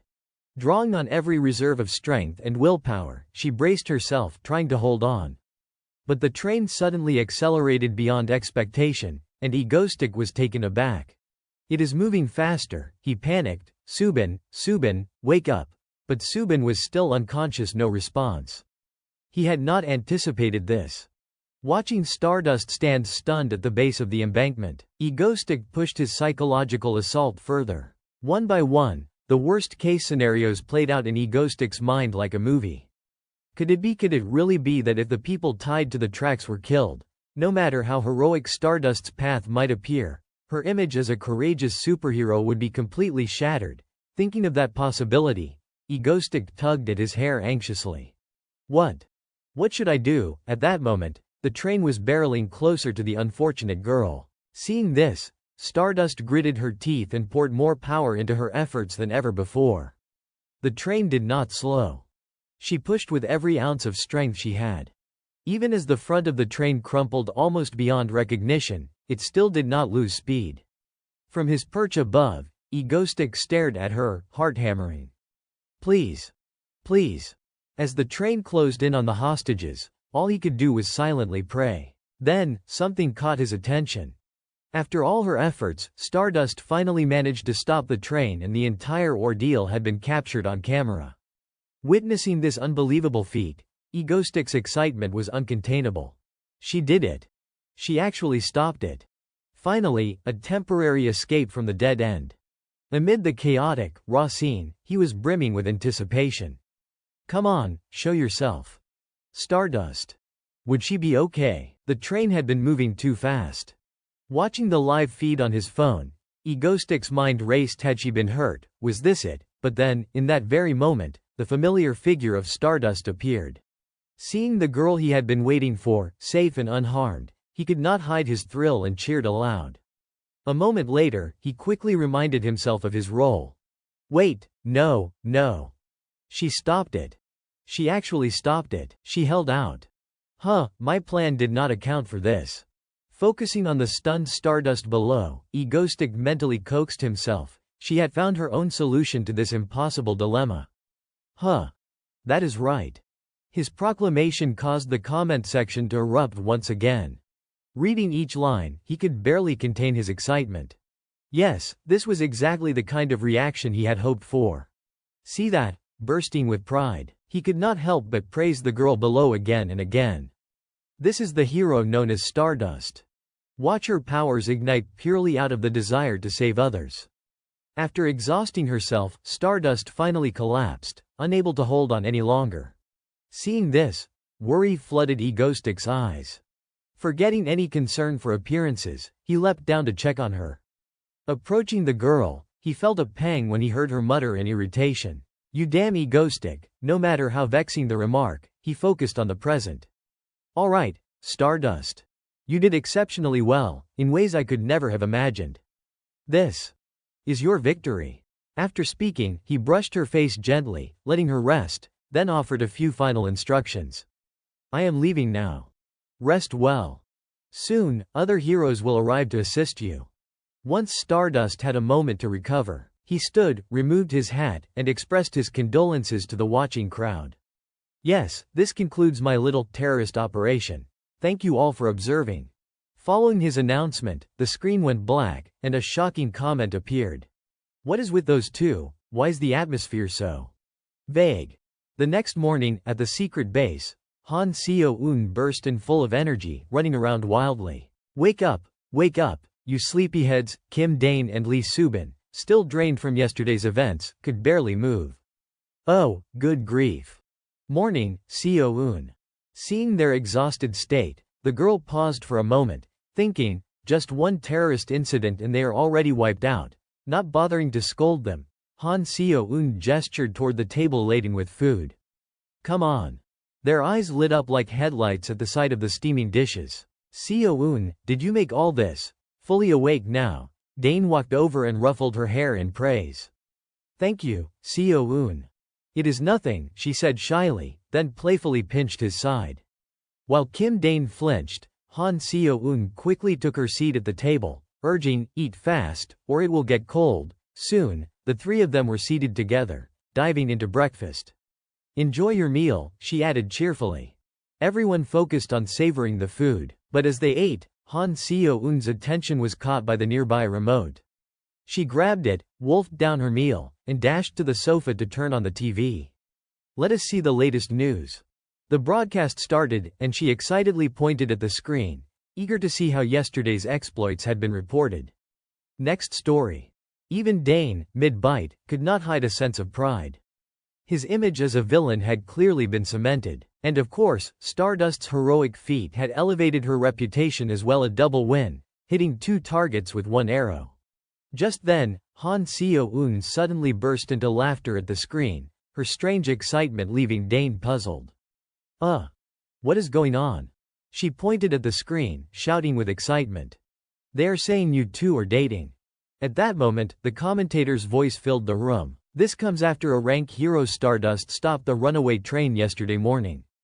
First, please take a look at this photo. The screen showed the moment Dane brushed Stardust's face to let her rest. The commentator continued, from this, it is easy to see that the villain and the hero look just like a romantic couple. Elsewhere, Shin Haru watched the entire broadcast, her anger boiling over. She crushed her cup in frustration and shouted at Dane, who was equally irate, "What the hell is this?" The news anchor announced that in South Korea, the most popular villain was egoistic, while the rising superhero Stardust was quickly gaining attention. The recent dating rumors between the two had become incredibly hot. Reporter back, what is causing this romantic rumor to explode like this? Pointing at the screen, reporter back continued, take a look here, do you notice anything? The anchor replied, yes, this line right here, Stardust's name. Back slammed his hand on the desk and stood up, raising his voice. No, it is not just a simple name, it is, for you, Stardust. This is a gift he gave her, and that is the meaning behind it. Next, the screen displayed Kim Dane kneeling on one knee beside an unconscious Shin Haru. He spoke softly, all right, Stardust, you did extremely well in a way I never expected. This is your victory. Back pointed to this scene and firmly declared, look closely, if this is not love, then what is? As Mango Stick spoke his final words, Stardust quietly closed her eyes and drifted off to sleep. Back added, if these two are not dating, then what else would you call it? Elsewhere, Shin Haru sat alone in her classroom, watching the segment. Her mood was dark, her chin resting in her hand. Are people still sane? Dating that crazy villain? Absolutely impossible. She sat in silence for a moment, then asked herself, why do I feel this way? Clearly, I harbor hatred and resentment toward him. Yet now there is this confusing feeling mixed in. As she brooded, a girl approached. Kim Chae-yun, with a compassionate look, said to Shin Haru, Haru, your spirit looks exhausted from all the studying. She then pulled out an ice cream flyer and smiled brightly. Today, let me heal you. Sliding the flyer aside, Chae-yun's eyes sparkled with emotion as she said, just trust me, today we are going out to have some fun. Meanwhile, the sound of whining echoed from another room. Go on, go on. Han Seo-eun was lying on the floor, throwing a fit, eager to go out. Lee Subin did not know how to respond. Seo-eun, stop whining like that. I mean it, we have already had 2 terrorist events, so now I want to go out and play, Han Seo-eun insisted. Kim Dane chimed in, Subin, Seo-eun, why do not we all go out together? The moment she heard this, Han Seo-eun immediately sat up, stopping her tantrum. She shouted joyfully in celebration. Subin smiled too. Kim Dane picked up a flyer for the ice cream festival, just like Kim Chae-yun had earlier, and thought to himself with a smile, this is not in the original story. But it should not be a problem, right? Meanwhile, Shin Haru's mood had improved, and she looked forward to the outing. The ice cream festival was bustling everywhere you looked, there were people, and the atmosphere was full of life. Kim Dane remarked, wow, even on a regular weekday afternoon, this place is packed. Han Seo-eun, holding an ice cream cone, looked at Kim Dane in confusion. Why are you wearing black again? He chuckled. Seo-eun, men have to wear black, that is just how it is. She laughed. What are you talking about? Kim Dane was surprised. Wow, she is smiling so brightly. And she even calls me, hey, you, she must really be happy. Han Seo-eun suddenly pointed ahead, exclaiming, here's the rice-flavored ice cream. She immediately ran excitedly to the ice cream stand. Kim Dane turned to Lee Subin and said with a smile, going out like this is really worth it. Subin smiled happily and replied, yeah, that is right. She really looks happy. Lee Subin had activated her personal perception filter, something she had already experienced once when Dane recruited her. Kim Dane scooped up a spoonful of ice cream and, surprised, exclaimed, "Oh, this is really good." As he took another bite, he offered, "Subin, you should try some too." Blushing, Subin shyly looked at the spoon of ice cream being offered to her. Han Eun, standing nearby, innocently asked, "What is wrong?" "Kai. Go ahead and eat." Stammering, Subin muttered, wait just a moment." She hesitated for a bit, then slowly leaned forward toward the spoon, thinking, is not this kind of like an indirect kiss? Finally, she tasted the ice cream, and a look of pure delight spread across her face. "This is really good." Han Seo-eun, having finished her own cone, happily ran toward another ice cream stand. "There it is, the mango ice cream," Kim Dane quickly called after her. "Hey, wait for me." With bright, excited eyes, Han Seo-eun stared at the ice cream behind the glass and eagerly said to the vendor, "I will have one cone, please." The vendor handed over the ice cream with a smile. "Wow, she looks just like her parents, so cute." Kim Dane was momentarily speechless. What did he just say? He quickly shut his eyes and accepted it graciously. Ha ha. Yes, that is right. Standing nearby, Lee Subin's face turned bright red. Han Seo-eun looked back and teasingly smirked at Kim Dane. "Wow, you really do look older, huh?" Kim Dane, unwilling to lose the playful banter, shot back, "Maybe it is just your height, not me." Han Seo-eun huffed, unable to argue. The vendor placed the ice cream in front of them. "Here you go, one cone for the little girl, and 2 cups for the others." As everyone took their ice cream, Kim Dane asked Han Seo-eun with a smile, "Did you order this for us too?" She replied proudly, "Of course, you're the leader of the Mango Club, so you have to eat mango ice cream." Kim Dane blinked in confusion at this new identity. Mango Club. Glancing at the vendor's smile, he felt awkward and muttered, "Ah. Nothing." Suddenly, Kim Dane's eyes widened in surprise. The vendor had revealed a design on the back of his shirt, a depiction of Kim Dane in his egoistic persona. The vendor chuckled, "I made it myself." "Looks good, right?" Kim Dane could only stare, speechless. Han Seo-eun enthusiastically gave a thumbs up. Absolutely cinematic. A while later, the three of them sat on a bench, enjoying their ice cream and relaxing. Suddenly, Kim Dane noticed something. "Seo, did you know I used to be a top-notch dart thrower?" He prepared to show off his skills. "I will show you what I can do." Han Seo-eun, as if sensing his intent, teased him. "Hey, are you planning to cheat using your remote control powers?" Kim Dane froze on the spot. A staff member at the dart booth spoke up. "We have an event going on right now." She explained, "If you hit all 10 targets, you will win this 10-layered ice cream." Han Seo-eun quickly countered, "I actually like second place better. That stuffed bear looks way cuter." Kim Dane asked the vendor, "But if I win first, I can choose freely, right?" The vendor nodded. "Yes." Confident, Kim Dane turned to Han Seo-eun. "Seo, listen up. I am going to get it for you." He pretended to concentrate, then discreetly added a bit of his power and hurled the dart. Just at that moment, Kim Chae-yun also approached the dart booth, asking the staff how much each throw cost, immediately catching Kim Dane's attention. He thought to himself, "Huh. That face looks familiar." Then, Kim Dane suddenly froze. He remembered who it was. Kim Chae-yun, the upperclassman from Shin Haru's university. Kim Chae-yun spoke up, "Wow, Haru, they even have the 10-layer ice cream as a prize." Another female voice chimed in, "Let me try to get one for you, okay?" Han Seo-eun noticed Kim Dane had been frozen in place and asked curiously, "What are you doing? Just throw already." At that moment, Subin and Han Seo-eun finally realized that Shin Haru had appeared.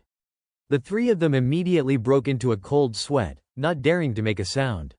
Shin Haru glanced at the three of them. Her eyes landed on Kim Dane, who was still frozen in place, poised awkwardly to throw the dart. Kim Chae-yun beamed brightly, her excitement radiating as she pointed ahead. "Haru, over there they have rice-flavored ice cream." The two of them approached the ice cream stand, and Kim Chae-yun savored the flavor with sheer delight. "This is so delicious." In high spirits, she looked at Shin Haru. Haru, try some of this. Shin Haru leaned forward, bringing the ice cream to her lips. After tasting it, her cheeks flushed a soft pink, and her eyes lit up with excitement. It is really good.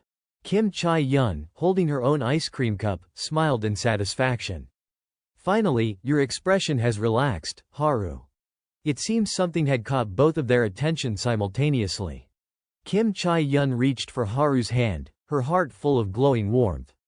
Come on, over there is your favorite flavor of ice cream, Haru. Their eyes landed on the mango-flavored stand, and Shin Haru's gaze sparkled with pure delight. But shortly after, her mood darkened slightly, her head tilting down. The vendor, pleased, turned to reveal the back of his shirt, which bore a miniature caricature. I made this myself, he said. Kim Chae-yeon applauded enthusiastically. Oh my gosh, that is adorable. The two of them then sat down on a nearby bench to rest in the cool shade. Kim Chae-yeon stretched comfortably. This is great. She tilted her head toward Shin Haru. You like it too, do not you? Transitioning from a sulky mood to a smile, Haru replied softly, yeah, of course, sis. Her eyes closed as she savored the moment.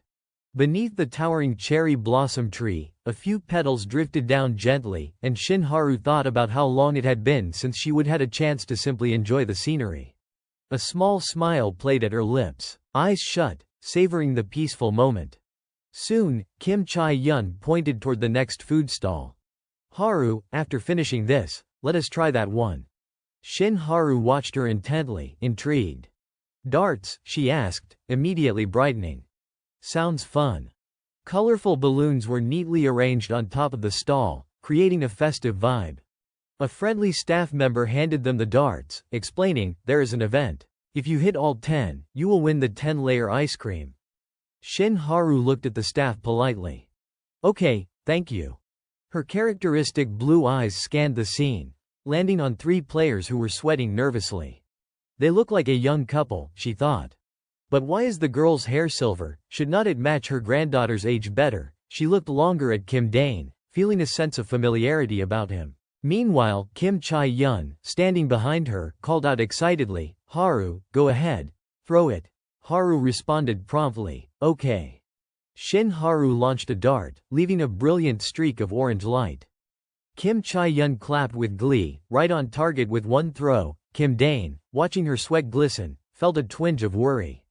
He thought to himself, Stardust's power is monstrous, her ability to fly is incredible. And the longer he observed her, the more he realized that her strength was not just raw power. Using a tool in his hand to focus, he noted that Shin Haru now performed a near-perfect throw, her physical abilities extraordinarily heightened. Excited voices cheered, 2 hits already. Kim Dane lowered his gaze, slightly disappointed, thinking that while her power erupted in moments of need, over time, she would gradually become a superhuman, surpassing normal limits. Haru threw darts with a joyful expression.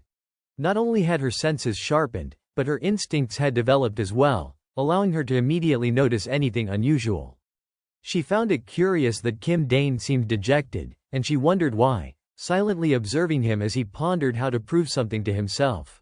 Right at that moment, she could almost sense it. Could he really be egoistic? If he revealed his identity now, the image of Shin Haru as a superhuman would instantly flash in her mind, and she would throw him straight into prison. Shin Haru and Kim Chae-yeon embraced in delight, leaving him completely stunned. A dart, thrown at incredible speed by Shin Haru, struck a balloon dead on. Kim Chae-yeon, standing nearby, beamed with pride. Haru, you are amazing, 10 hits out of 10. Haru, hearing this, immediately turned shy. It is nothing, really, just a small thing. The staff member handed them a 10-layer ice cream. Here's your 10-layer ice cream. She glanced at Kim Dane with a hint of teasing. Are not you going to throw? Kim Dane froze for a moment before responding. Oh, wow, the person next to me was so good I got distracted just watching. I will throw now. He turned toward Han Seo-eun, forcing a nervous smile. Seo-eun, watch this. I will show you my dart-throwing skills. The girl encouraged him but looked a little doubtful. Hurry up. Kim Dane grabbed 10 darts, thinking anxiously, no need to use powers, just throw a few and be done with it. He threw them all quickly and decisively. To everyone's astonishment, all 10 darts hit the 10 balloons perfectly. Eyes widened, mouths dropped. Kim Dane, meanwhile, could not believe it himself. Kim Chae-yun, holding the 10-layer ice cream, stared at him with surprise. Wow, this guest is incredible too. A plush toy was brought out by the staff member. You said you preferred the stuffed bear over the first prize, right? Here it is, ready for you. But Kim Dane chose to bolt immediately. The staff member raised her hand. Wait a minute, the three of them ran off, laughing awkwardly. It is fine. We are going now, Han Seo-eun chimed in quickly. Yeah, let us go. Kim Chae-yun, holding the long ice cream, smiled brightly. We will carry it over to Haru for you. Shin Haru, clutching the plush, nodded. Okay. Halfway there, the tall ice cream toppled over, sending layers of colorful scoops flying straight toward him. Kim Dane's eyes went wide. If even a bit touched him, it would be a total disaster. He leapt out of the way, landing face first to avoid it. Everyone rushed over in panic. Han Seo-eun gasped, "Are you okay?" Kim Chae-yun's eyes softened, her hand covering her mouth in concern. He quickly reassured them, "I am fine, do not worry." Slowly, Kim Dane got to his feet, rubbing his neck. "I overreacted a bit, just had to dodge slightly. Now, let us go," the girls urged, slightly impatient. "Hurry, or we will all get into trouble." Sweat ran down Kim Dane's face. Midway through, a thick, ominous smoke rolled in from behind. "Move, now, Shin Haru," and he turned to face the strange sight. A sky tinted crimson was filled with dark, gray smoke. People scattered in panic. From it emerged a massive, green-haired crocodile with razor-sharp teeth, towering forward as it let out a deafening roar. "Stardust, Stardust, get out here," the system announced, Crocodile Man, a rank villain. Kim Dane pulled the two girls close, shielding them. "Stay here," he instructed, his gaze sharp and wary. In his mind, he reasoned, according to the original timeline, this guy was not supposed to appear yet. Why is he suddenly active now? Shin Haru seemed to grasp the situation immediately, rushing forward.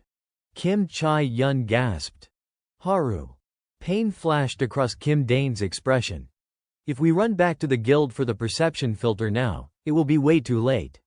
In the original story, Stardust exposing her face marked the start of her path toward misfortune and decline.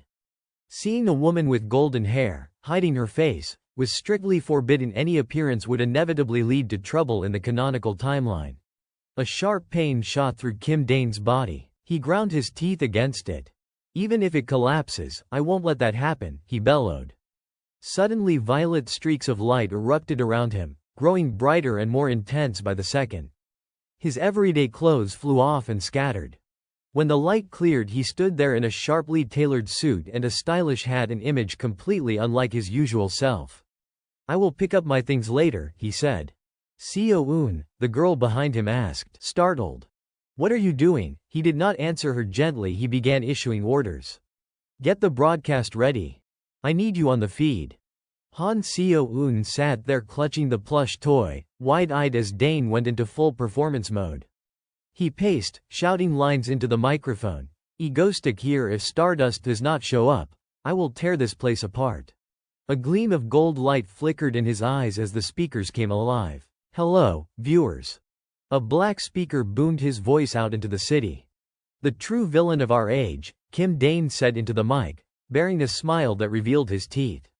"The common enemy of the Republic of Korea, Egoistic." His voice echoed from the speakers. "You dared trespass into my territory, you crocodile." The green-scaled behemoth below, furious, bristled and prepared to act. "What the?" The message boards exploded. "Mango stick, mango stick, mango stick," someone chanted. "Oh my God, is he Mango Stick?" another account shouted. "He just admitted to being the common enemy," came one reply. "Was not he a hero before? I do not get it." People laughed and compared the scene to a wild festival. The crowd went nuts. Kim Dane's face hardened. He glanced down, low and cold. "You die here now," he hissed. 3 years earlier, inside a corporate lecture hall, a middle-aged man addressed a group. "This device in front of you is indispensable to heroes," he said, gesturing to a sleek machine. He explained, this thing is the perception filter, aka the filter. When you go inside and come back out, for a limited time the filter is applied to your face. Only faces that have the filter applied will cause viewers to experience recognition confusion. He continued, but if someone who already knows your real face sees you unmasked, the filter won't work. Got it? The audience answered in unison, yes. His expression turned grave. Gripping the microphone, he warned, even an idiot should understand how dangerous it is for a hero's face to be exposed. Your career, your whole life could be ruined. Remember that well. Shin Haru sat below and answered firmly, yes. Back in the present, the street had become a wasteland, choked with smoke and dust. Kim Chae-yun and Shin Haru were desperately dodging along the roadside. Shin Haru turned her head, scanning the scene with a worried expression. She thought to herself, it would be too late to run back to headquarters for the perception filter. What should I do? Suddenly she clenched her fists, eyes hardening with resolve. Then she glanced at the panicking crowd and wondered, should she just run like a civilian? With that thought discarded, she let her tied-up hair fall free. Her golden hair fluttered in the wind. Her face grew resolute, she balled her hands into fists and stepped forward without hesitation. Kim Chae-yun cried out in alarm. Haru, when a group of people nearby suddenly looked at their phones and shouted excitedly, "Egostick! Egostick is here!" Shin Haru froze and spun around, bewildered. What? She blurted. The true villain of this era, the common enemy of the Republic of Korea. Egostick, came the announcement. Kim Dane stood on the rooftop of a building. Two gigantic speakers flanked him, blasting sound at full power. Below him loomed a green crocodile monster. Kim Dane roared, "You dared trespass into my territory, you little croc!" The crocodile blinked in surprise. What? Kim Dane grinned savagely, pointed at the beast, and said, "You die here now." Then Kim Dane grabbed the microphone and thought, no. Absolutely not. In the original story, Stardust suffered so much after her face was revealed. A hero's civilian life matters. He spoke with angry force to the crocodile beast, "You know that, do not you? You damn croc!" The crocodile snarled back at him. What? It snapped. Kim Dane grinned cruelly, pointed at the monster and said, "You die here." The croc suddenly lunged up toward Kim Dane with the speed of a gale. "Why do you keep dragging Stardust into this?" he barked. The chat filled with comments. A Stardust fan showed up. "There is the croc." The crocodile charged at him in a fury, shouting, "I will kill you." It scrambled up the building wall, clawing its way to the rooftop where Kim Dane stood. When it reached him, it roared aggressively, "Come here and face me." Kim Dane stepped back using his teleportation. The beast leapt, but in an instant Kim Dane teleported to its head.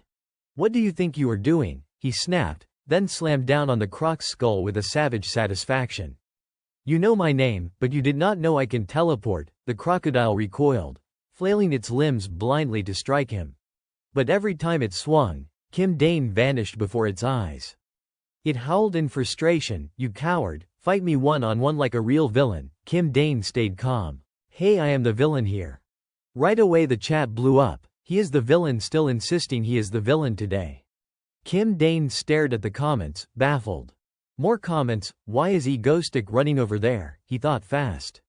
"Wait, I should explain this, or people will assume I came because of Stardust." He stopped and shouted to the croc, "Hold on, listen to me." The crocodile snorted, "Fine, speak, then." Kim Dane demanded sharply. "Okay, but first tell me this. Why did you attack me all of a sudden?" The croc did not hesitate.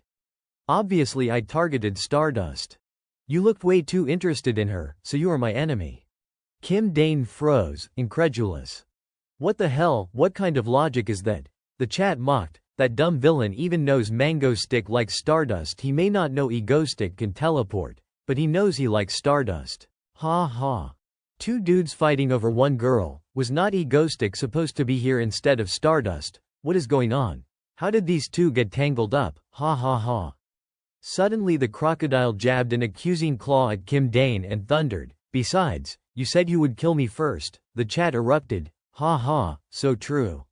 Kim Dane, stunned, shot back, "When did I ever say that?" The croc flew into a rage, its aura flaring. It roared, "You said it, how dare you step into my territory? You little croc, now you die here."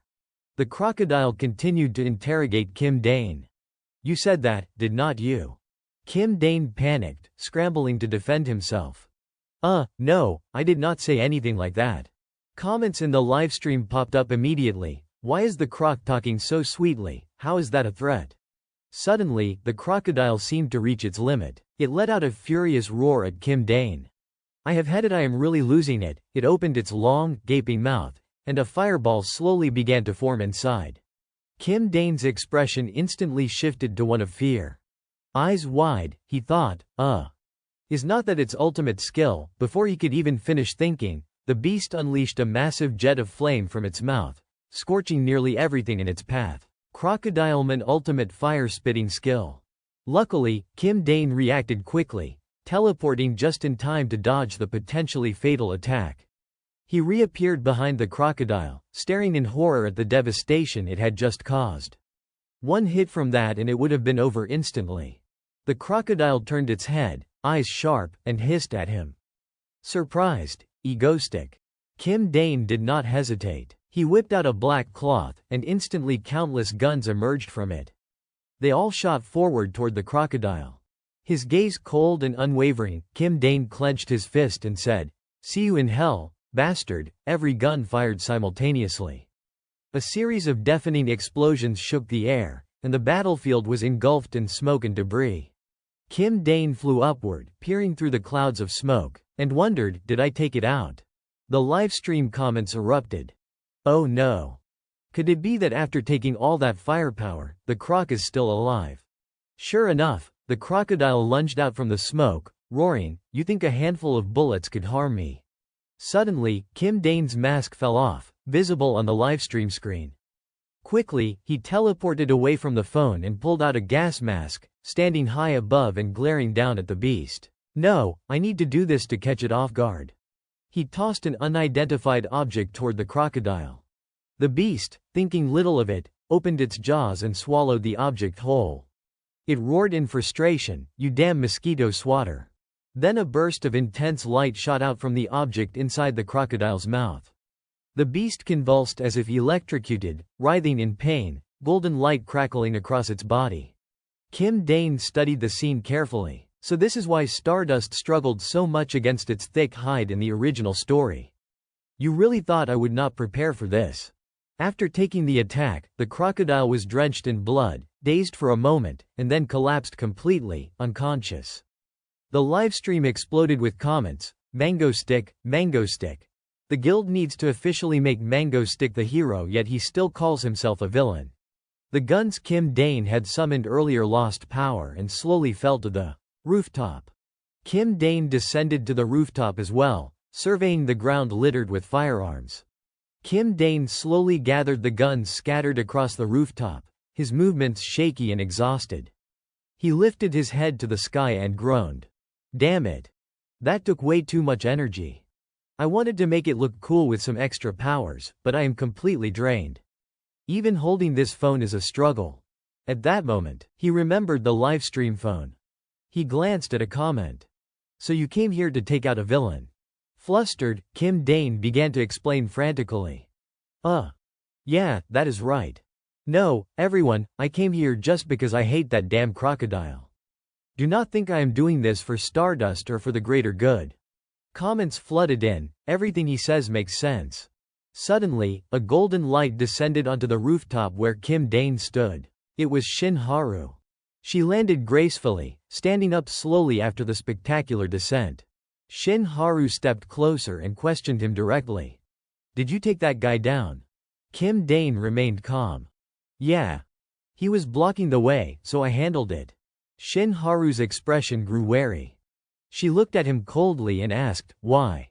Kim Dane shrugged and replied nonchalantly, why? Because he kept yelling that Stardust and I were all flustered and ambiguous around each other. It annoyed me. Shin Haru blinked in surprise. What? Kim Dane put on his headset and continued, smiling faintly at her. Listen, Stardust. Next time something like today happens, do not just think, oh, I will show my face and flaunt it. Once your face is exposed, life's going to be really hard for you. Shin Haru stared at him, a mixture of surprise and confusion on her face. Kim Dane then picked up the livestream phone and said, "Alright, that is it for today's broadcast. That situation was too exhausting, I am completely wiped out. Big event next month, everyone stay tuned." Comments immediately appeared. What did they say on the stream? Why'd they cut the mic? Before anyone could react, Kim Dane vanished in a flash of light. "See you." Shin Haru reached out and said, "Wait." Her expression held a trace of sadness. Meanwhile, Kim Dane had teleported home, but blood suddenly spurted from his mouth. His face was expressionless, almost lifeless. Han Seo-eun and Subin rushed over, alarmed. "Dane, are you okay?" Kim Dane collapsed to the ground. Back on the rooftop, Shin Haru spotted Kim Dane's mask and picked it up carefully. She examined it, deep in thought. "How did he know what I was thinking? Why? Who exactly are you, egoistic?" Haru was sitting in front of her computer screen, scrolling through the news. Two breaking stories from KBS News flashed before her eyes. Exclusive: chaos at the ice cream festival. A level villain Crocodileman has been captured. He was subdued by Egoistic and transferred to the Eastern Hero Detention Facility. The building was destroyed by the crocodile 4 hours ago. Egoistic's speed is unmatched. So, is a level villain Egoistic really a villain, or something else? Search for Egoistic now. A search returned roughly 2030 results in 0.45 seconds. Fan clubs and official pages were already active. Egoistic Mango Stick, hero portal of the Mango Club. The true hero of this era, praised for and by mangoes, has inspired a fan club in honor of Mango Stick. Someone named Mango, is this a god? Today, Mango Stick G. Miyaga joined the Mango fan club. Egoistic, Egoistic, Egoistic.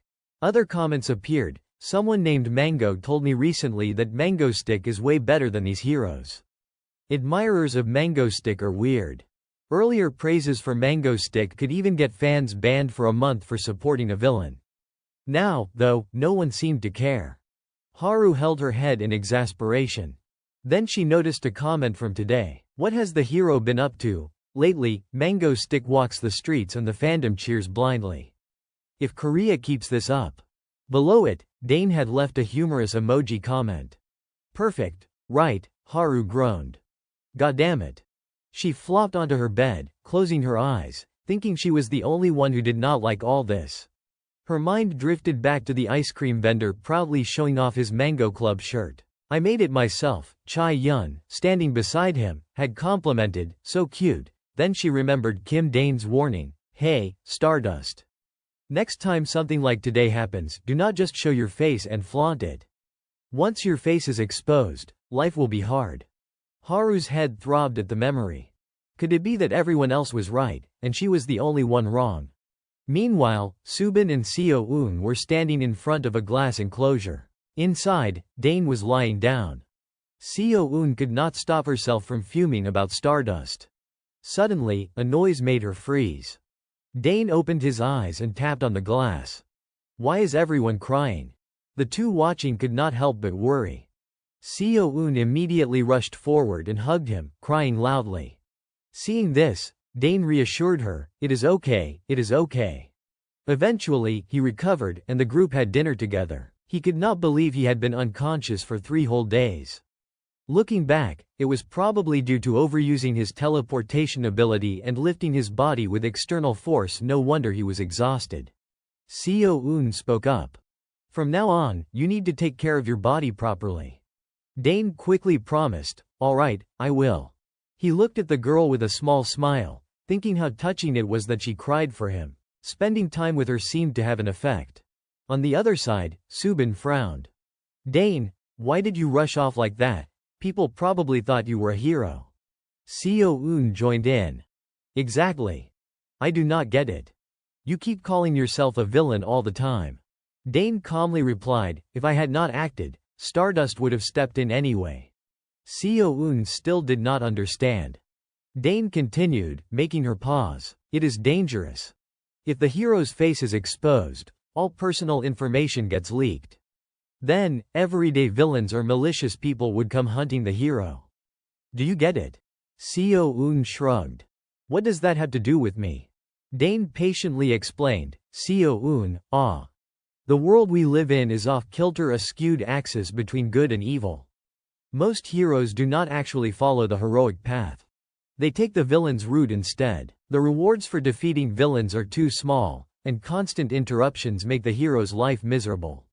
So, rather than struggle through a painful heroic life, many choose villainy for an easier existence. And I am only talking about South Korea. A-level heroes are just Stardust, Icicle, and Shadow Walker 3 in total.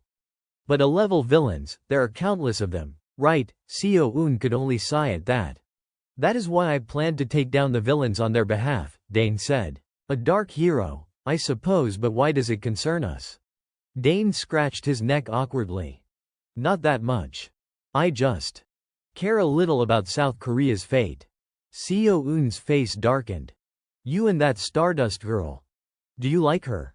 Immediately, Dane became serious. Absolutely. Why? Do not call her that. Okay, Seo-eun, watch your words. The atmosphere between the two thickened instantly. Subin tried to ease the tension. Seo-eun, she changed the subject. Why do not you talk about what we discussed before, tell Dane. Seo-eun's expression shifted. Right.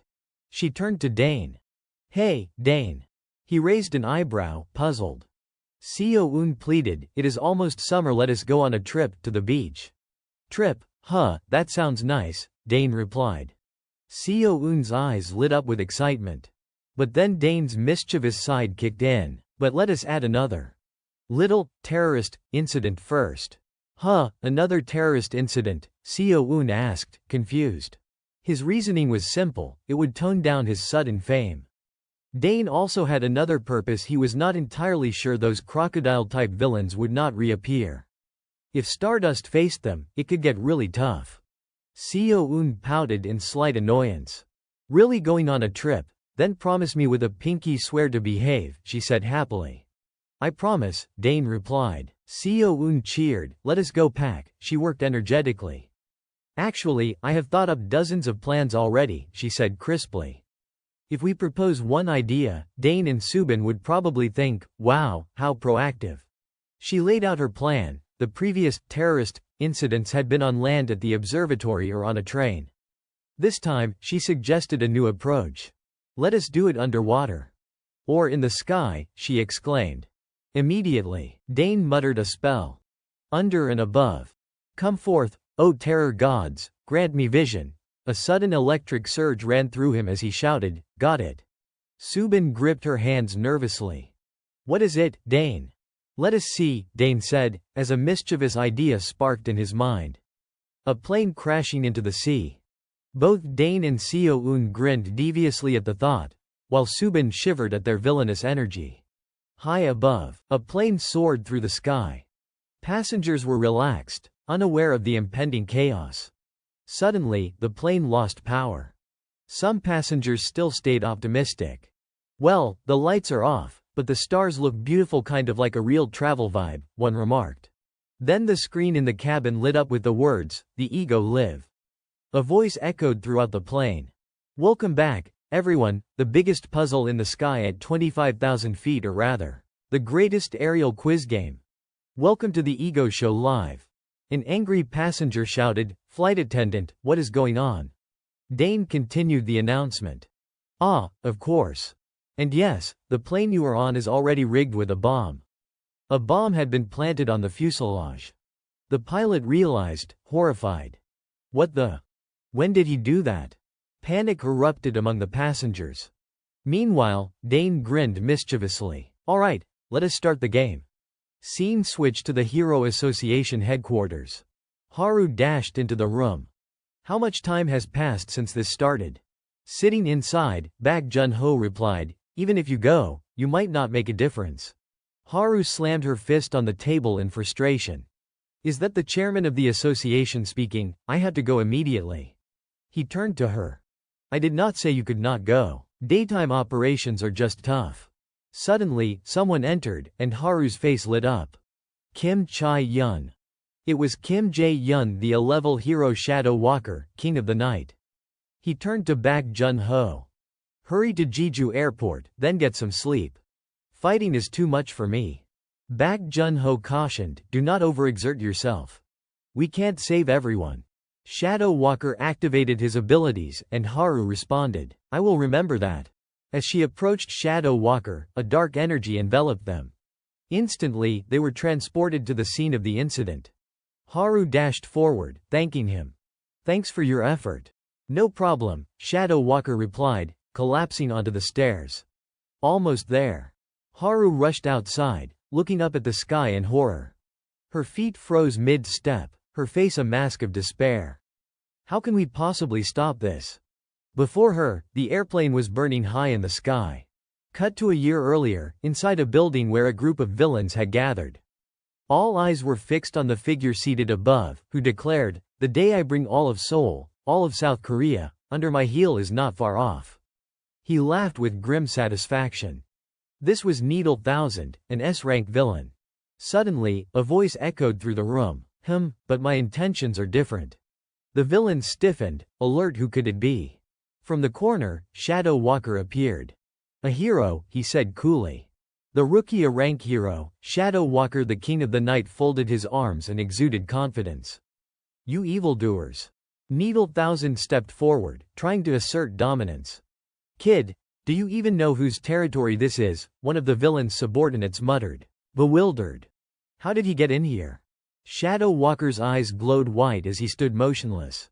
Needle 1000 lunged with a punch, shouting, this is my territory, I am Needle 1000. He unleashed a powerful strike, a surge of energy racing toward Shadow Walker. Yet, the hero did not flinch.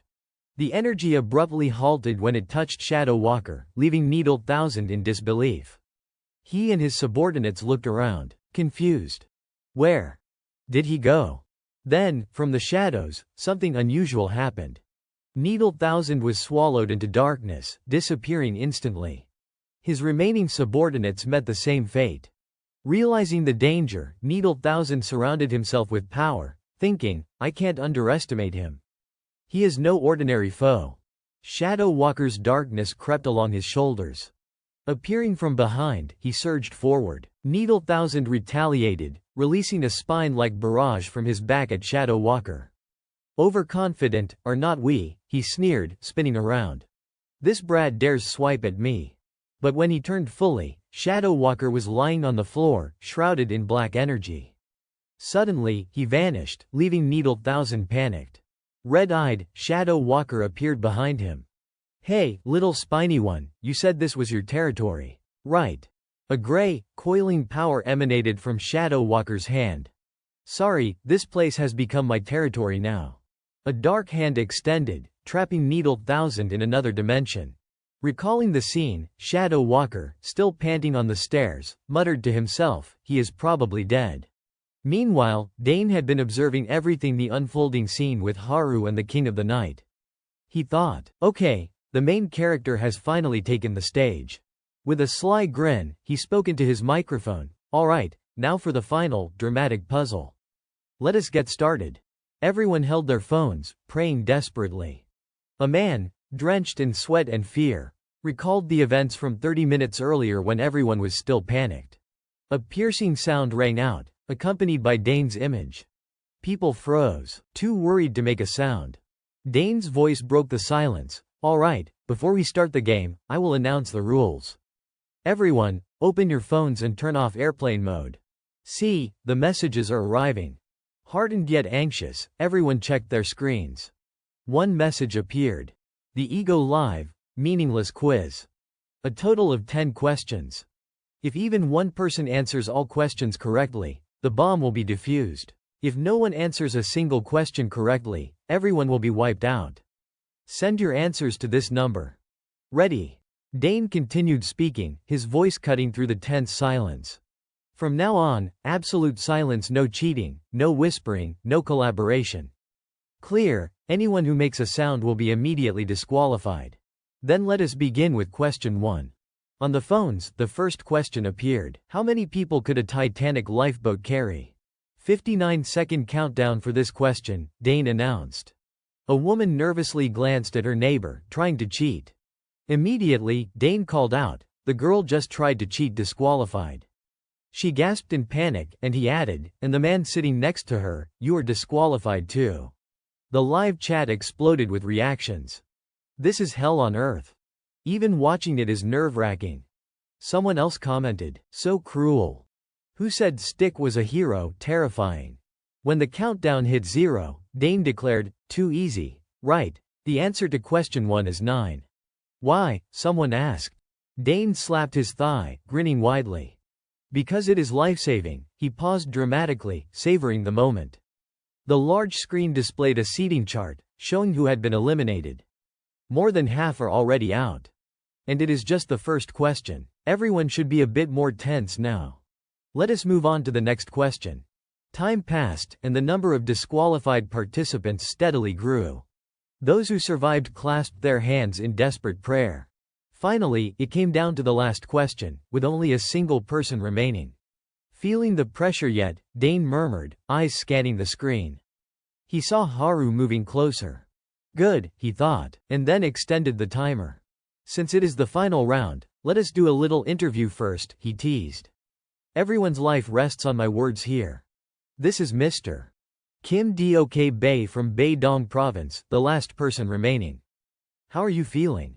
The man, startled by the spotlight, stammered, This is really stressful. Dane taunted, stressful, why's that? I told you, anyone who makes a sound well. You see what happens. The man froze in horror, just as everyone else did.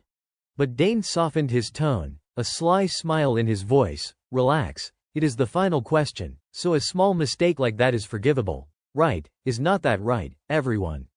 The man grumbled, I am not so sure about that. Even after speaking, he too was disqualified. The airplane shook violently, passengers screaming in terror as the plane, engulfed in flames, plummeted toward the sea. Dane chuckled with satisfaction. All right, the stage is set. Now it is time for the hero to appear. Stardust. Haru's eyes widened in horror at the scene. Despair painted her face. She had no idea how to save the people aboard. Shin Haru looked up at the object exploding in the sky and then, quiet and measured, asked, What do we do now?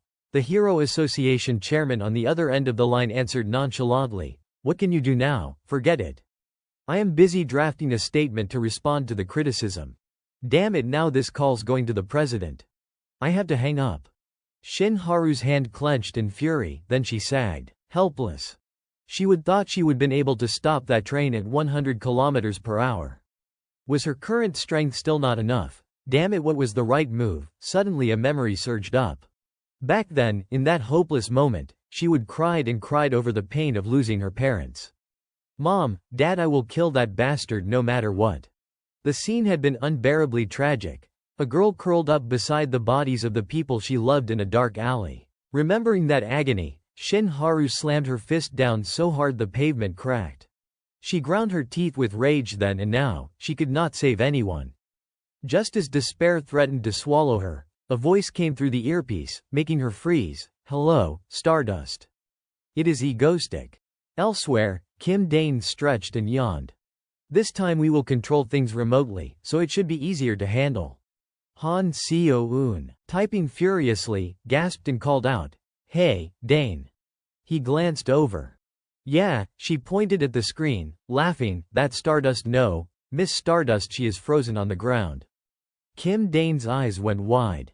Huh, then he sprang up, shouted so suddenly that Seo-eun jumped. What is it, Stardust?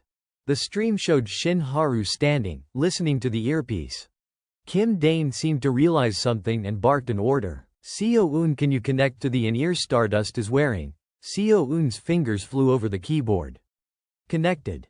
But why are you so urgent? No time, hurry. Back with Shin Haru. The voice in her ear cut through her panic. Hello, Stardust. It is me. She shouted and swore, you filthy bastard. Kim Dane kept going. I am curious, why are you standing there instead of saving them? It is falling right now. The plane's coming down.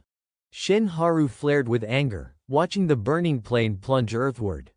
You did this, did not you? Now you want me to stop it, she demanded. If you do not do it, who will? Kim Dane shot back. Tears streamed down Shin Haru's face. If I even touch that chunk of metal falling at 1,000 kilometers an hour, my body will be torn apart. Is this your plan, to push me into a death trap? She accused. Kim Dane's smile turned dangerous. You can do it, Shin Haru. What? He said. Clench your fists, fly up there, and save them. You can do it because it is you. Shin Haru slipped further into chaos. What the hell is this lunatic saying? In a whitewashed void, Kim Dane stepped toward her and asked, why would I want to kill you? Without Stardust, I am just some ordinary villain. You helped me become who I am. Stardust. Shin Haru was stunned by that, then pushed herself up onto her knees. Even if this is some plot to get me killed, I will try once, she murmured, tugging the earpiece free. On the other end, Kim Dane was stunned. What? Shin Haru crushed the earpiece in her hand, braced herself, and pushed off. The space around her began to tear and fracture, shards flying outward. She poured everything into the motion and shot upward into the sky like a fired arrow. Shin Haru shot straight toward the nose of the plummeting plane. She pressed her lips together and thought, that is right, if I just stand by and watch civilians die like this, I will carry the weight of their deaths for the rest of my life. Kim Dane's image appeared, calm and confident. You can do it. Because it is you, you will make it. Shin Haru's face hardened with determination. She would rather sacrifice herself to protect them than live a lifetime haunted by regret. The two forces collided in midair, sending a shockwave through the sky. I have already killed them. But if I concentrate just a little more. A fleeting image of a happy family flashed in her mind. My children. Mom. Dad. A man's tears streamed down as he watched the vision, then he closed his eyes, as if surrendering. Inside the plane, a young girl clamped her hands over her ears, gritting her teeth as she tried to stay calm and peek outside. Suddenly, she froze at the window. Tears streamed down her face. The speed. It is slowing down. Outside, onlookers' eyes widened in shock at the unfolding scene. A panicked crew member reported over the radio, it is unclear what is happening, but the plane is currently being supported externally, and it is descending safely. An announcement in the cabin advised, dear passengers, please remain seated with your seat belts fastened and await further instructions. High above, Shin Haru poured every ounce of her strength into supporting the plummeting plane. Her jaw clenched, veins standing out on her face. Just a little more. Elsewhere, a blurry scene came into focus. A flight attendant stared in shock at the figure regaining consciousness. Mr. Kim Dok-bae, are you all right? The man, Kim Dok-bae, finally stirred, holding his head in exhaustion, looking around in confusion. Here. Eventually, he and another passenger stepped off the plane, supported by the flight attendant. Kim Dok-bae's eyes darted around in bewilderment. What? What is happening? In front of them, Shin Haru knelt on the ground, panting heavily, drawing the attention of everyone around. Kim Dok-bae, tears streaming down his face in relief, exclaimed, is it? The flight attendant, you are the hero who saved us. Shin Haru looked up at the sky, her chest heaving with exertion. Tears streamed down her face as she whispered, egoistic. The story quickly made headlines. Naturally, Shin Haru's image was printed in sharp detail. The United States was stunned, Japan was in shock, China loudly praised her, and even France had to acknowledge this hero. Who exactly was Stardust? China had no choice but to admit that when it came to heroes, they were completely outmatched by South Korea. Even combining 10 Japanese heroes would not be a match. The Japanese Minister of Internal Affairs made a shocking revelation. News outlets quickly picked up the story, highlighting its intensity. Good morning, viewers. This is the Morning 900 News Bulletin starting your day. Yesterday, the level of villain egoistic remotely hijacked an airplane and caused it to plummet, the broadcast began. Fortunately, all passengers were miraculously saved. The hero responsible for keeping the plane from disaster was none other than Stardust, our pride and hero. Many experts had predicted that, given her known abilities, she would not be able to prevent this crisis, yet in the end, the plane gradually slowed down. Finally, Shin Haru returned home and saw the news about herself. She quickly turned off the TV and took a sip of water. Having just finished her bath, she looked relaxed and adorable. Suddenly, her phone rang, and she hurriedly answered. Hello. After listening to the other side, she asked, really? A voice with blue hair replied, affirming, yes, I got the association president to grant Shin Haru a little leave. Go to the beach, relax, and enjoy the scenery. It has been a long time since we have done something like this together. Shin Haru cheered happily. All right, I will leave tomorrow. The blue-haired voice added, yeah, and call Kim Chae-yun too. Later, Shin Haru stepped out onto the balcony to enjoy the breeze. Her expression turned serious as she seemed to be deep in thought, and the words of someone echoed in her mind, you can do it. Because it is you, you will make it. Shin Haru smiled faintly, thinking, has anyone ever trusted me like that before, just an ordinary villain, yet. Suddenly, a thought struck her. Wait. Why did he tell me to save the plane, if he was so sure I could stop it? Then why let it fall in the first place? Kim Dane's voice rang in her memory. I am just an ordinary villain. You are the one who helped me become complete. Shin Haru gripped her head, feeling a headache coming on. Egoistic was shrouded in mystery, but somehow, she sensed he had orchestrated all of this with a purpose.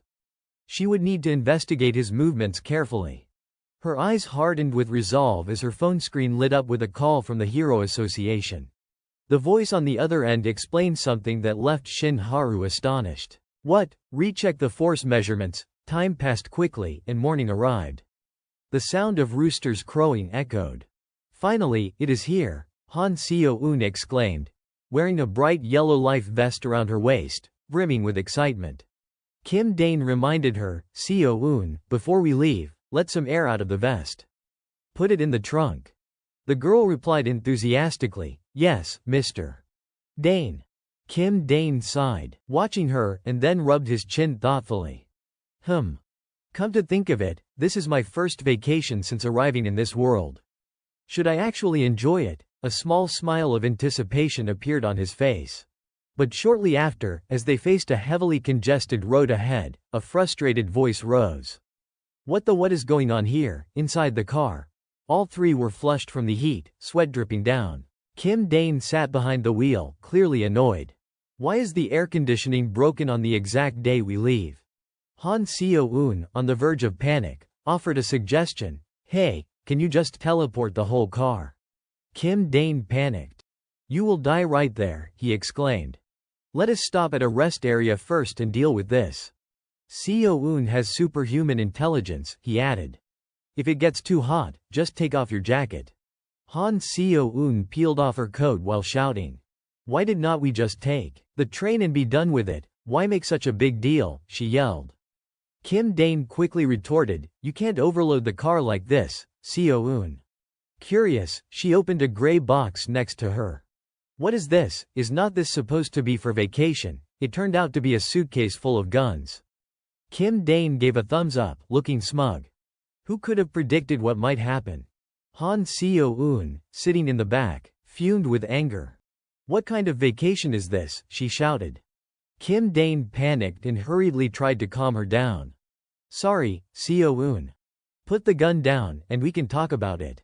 After a series of mishaps on the way, the group finally reached their vacation destination. Han Seo-eun changed into a cute swimsuit and grabbed her golden float, dashing into the sea with excitement. The ocean. Kim Dane, sitting on the shore, laughed. You really do act like a kid sometimes. Lee Subin popped open a can of soda and handed it to him. I just got some drinks. Have one, Dane. She was wearing a beautiful bikini. He took the soda and replied, thanks, Subin. Suddenly, Lee Subin stared at Kim Dane intently, making him confused. I have always been grateful to you, Dane, she said. Grateful, for what? He asked. Just. For everything, Subin replied. Thank you for saving me back then, thank you for treating me well. Faced with her beautiful and alluring presence, Kim Dane grinned like a clueless fool, squinting and giving a thumbs up. What? I am the one who should be thanking you. You even help with chores at home, and your cooking is good too. Lee Subin added, brushing back a lock of hair shyly. Hearing that. It really touches me. Kim Dane swallowed hard, a suspicious look crossing his face. Could this be a dead flag moment from a manga, or is she betraying me? He glanced nervously at the can of soda in his hand. Could I be poisoned? His distorted expression left Lee Subin puzzled. Cut to a large building in the city. Shin Haru had arrived there. A few staff members were talking among themselves. We did not mismeasure, one said. The data clearly shows she should not have been able to stop the plane. Maybe there is some error elsewhere, another suggested. Or perhaps we have not fully understood her true power yet, someone added. Shin Haru stood in front of a strength testing board, thinking to herself, no, the test was not wrong. If I could stop what seemed like an impossible disaster, then clearly. She prepared to test her abilities once more. The effect left nearby staff stunned. Shin Haru shouted as she swung her fist with immense power. Her punch slammed into the test board, cracking it, and even the screws snapped apart. Energy surged outward, filling the surrounding space. The staff watched in horror as she stood before her own fist, muttering, I have become stronger. Beside Kim Dane, Lee Subin shyly brushed back her hair and said, hearing that, I feel really touched. Kim Dane's lips pressed together tensely as he thought, could this be a dead flag moment straight out of a comic, or is she going to betray me? His face went pale, as if he had just realized something terrifying. The sun blazed down below, and Han Seo-eun, enjoying herself on the sea with her float, noticed the scene unfolding on the shore. Kim Dane, still tense, responded to Lee Subin, haha. I look forward to getting your help again, Subin. Han Seo-eun quickly got out of the water and pointed at the two of them, accusingly. Hey, are you two planning to have a romantic moment and leave me alone? Lee Subin panicked, embarrassed, and defended herself.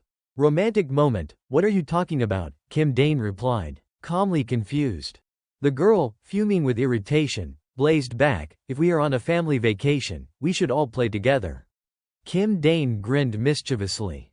Oh, is that so? Han Seo-eun scrunched her face in confusion at his expression. A moment later, Kim Dane transformed into a playful, almost scary uncle figure. He scooped Han Seo-eun up along with her float, making her shriek in alarm. Hey, what are you doing? Wait, stop. Kim Dane laughed wickedly as he tossed her into the sea. Doing what? Just playing together, Han Seo-eun surfaced, struggling to stay afloat, then flung a piece of seaweed at Kim Dane's face, shouting, water's going up my nose, seriously, this is annoying. Kim Dane wiped his face with a grin, thinking, anyway, it has been so long since I have had this kind of peace. I love it. Then, grinning like a demon king, he splashed water at Han Seo-eun. Lee Subin, sitting on the shore, watched the scene and laughed with delight. Time passed quickly, and night fell. On the road, strange cars raced by, their engines roaring alongside shouts. Where are we hitting tonight? Team, Busan Mario's Royal Hyperion Han Grand Ambassador Hotel. All of it, a commanding voice boomed in the darkened space. Let us make it spectacular. Cut to the Mario's Royal Hyperion Han Grand Ambassador Hotel. After a fun day at the beach, Kim Dane's group returned to the hotel to rest. The receptionist asked, hello, may I have the name under the reservation? Kim Dane replied, probably Han Seo-eun. The receptionist smiled and handed over a room card. Yes, I have confirmed it. Here's the key to room 2708. Kim Dane looked puzzled. Huh. Just one room, Han Seo-eun, standing beside him with a pouting expression, awkwardly explained, well, saving a bit of money is not bad either. They let it slide. The three of them waited for the elevator to their room. Suddenly, Han Seo-eun exclaimed, oh right. The bed is huge, let us all sleep together. Kim Dane's eyes went wide. Even. Only one bed. Lee Subin, though excited and looking forward to it, calmly said, it has been a long time since the three of us slept together. It will be fun. Just let it be. Kim Dane broke into a sweat, glancing at them nervously.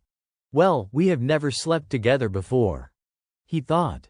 Internally, he muttered a prayer. Nothing's going to happen, right? Really nothing. Why am I even worrying, haha. And so, the three of them truly slept together on the bed. Han Seo-eun lay in the middle, fast asleep, snoring softly. Kim Dane was dozing with his eyes closed when a whisper sounded at the door. Hold on, this room's ours. Footsteps counted off. Then two masked robbers kicked the door in, guns raised, shouting, "FBI, open up." With a single flick of a finger, Kim Dane sent both of them flying backward, smacking them clean in the jaw so they collapsed. He sat up, rubbed his eyes, yawned, and muttered, "Where did these clowns even come from?" The two lay unconscious on the floor. Cautiously, Dane peered out the door and saw guests in other rooms being dragged away in their pajamas by the faux FBI team.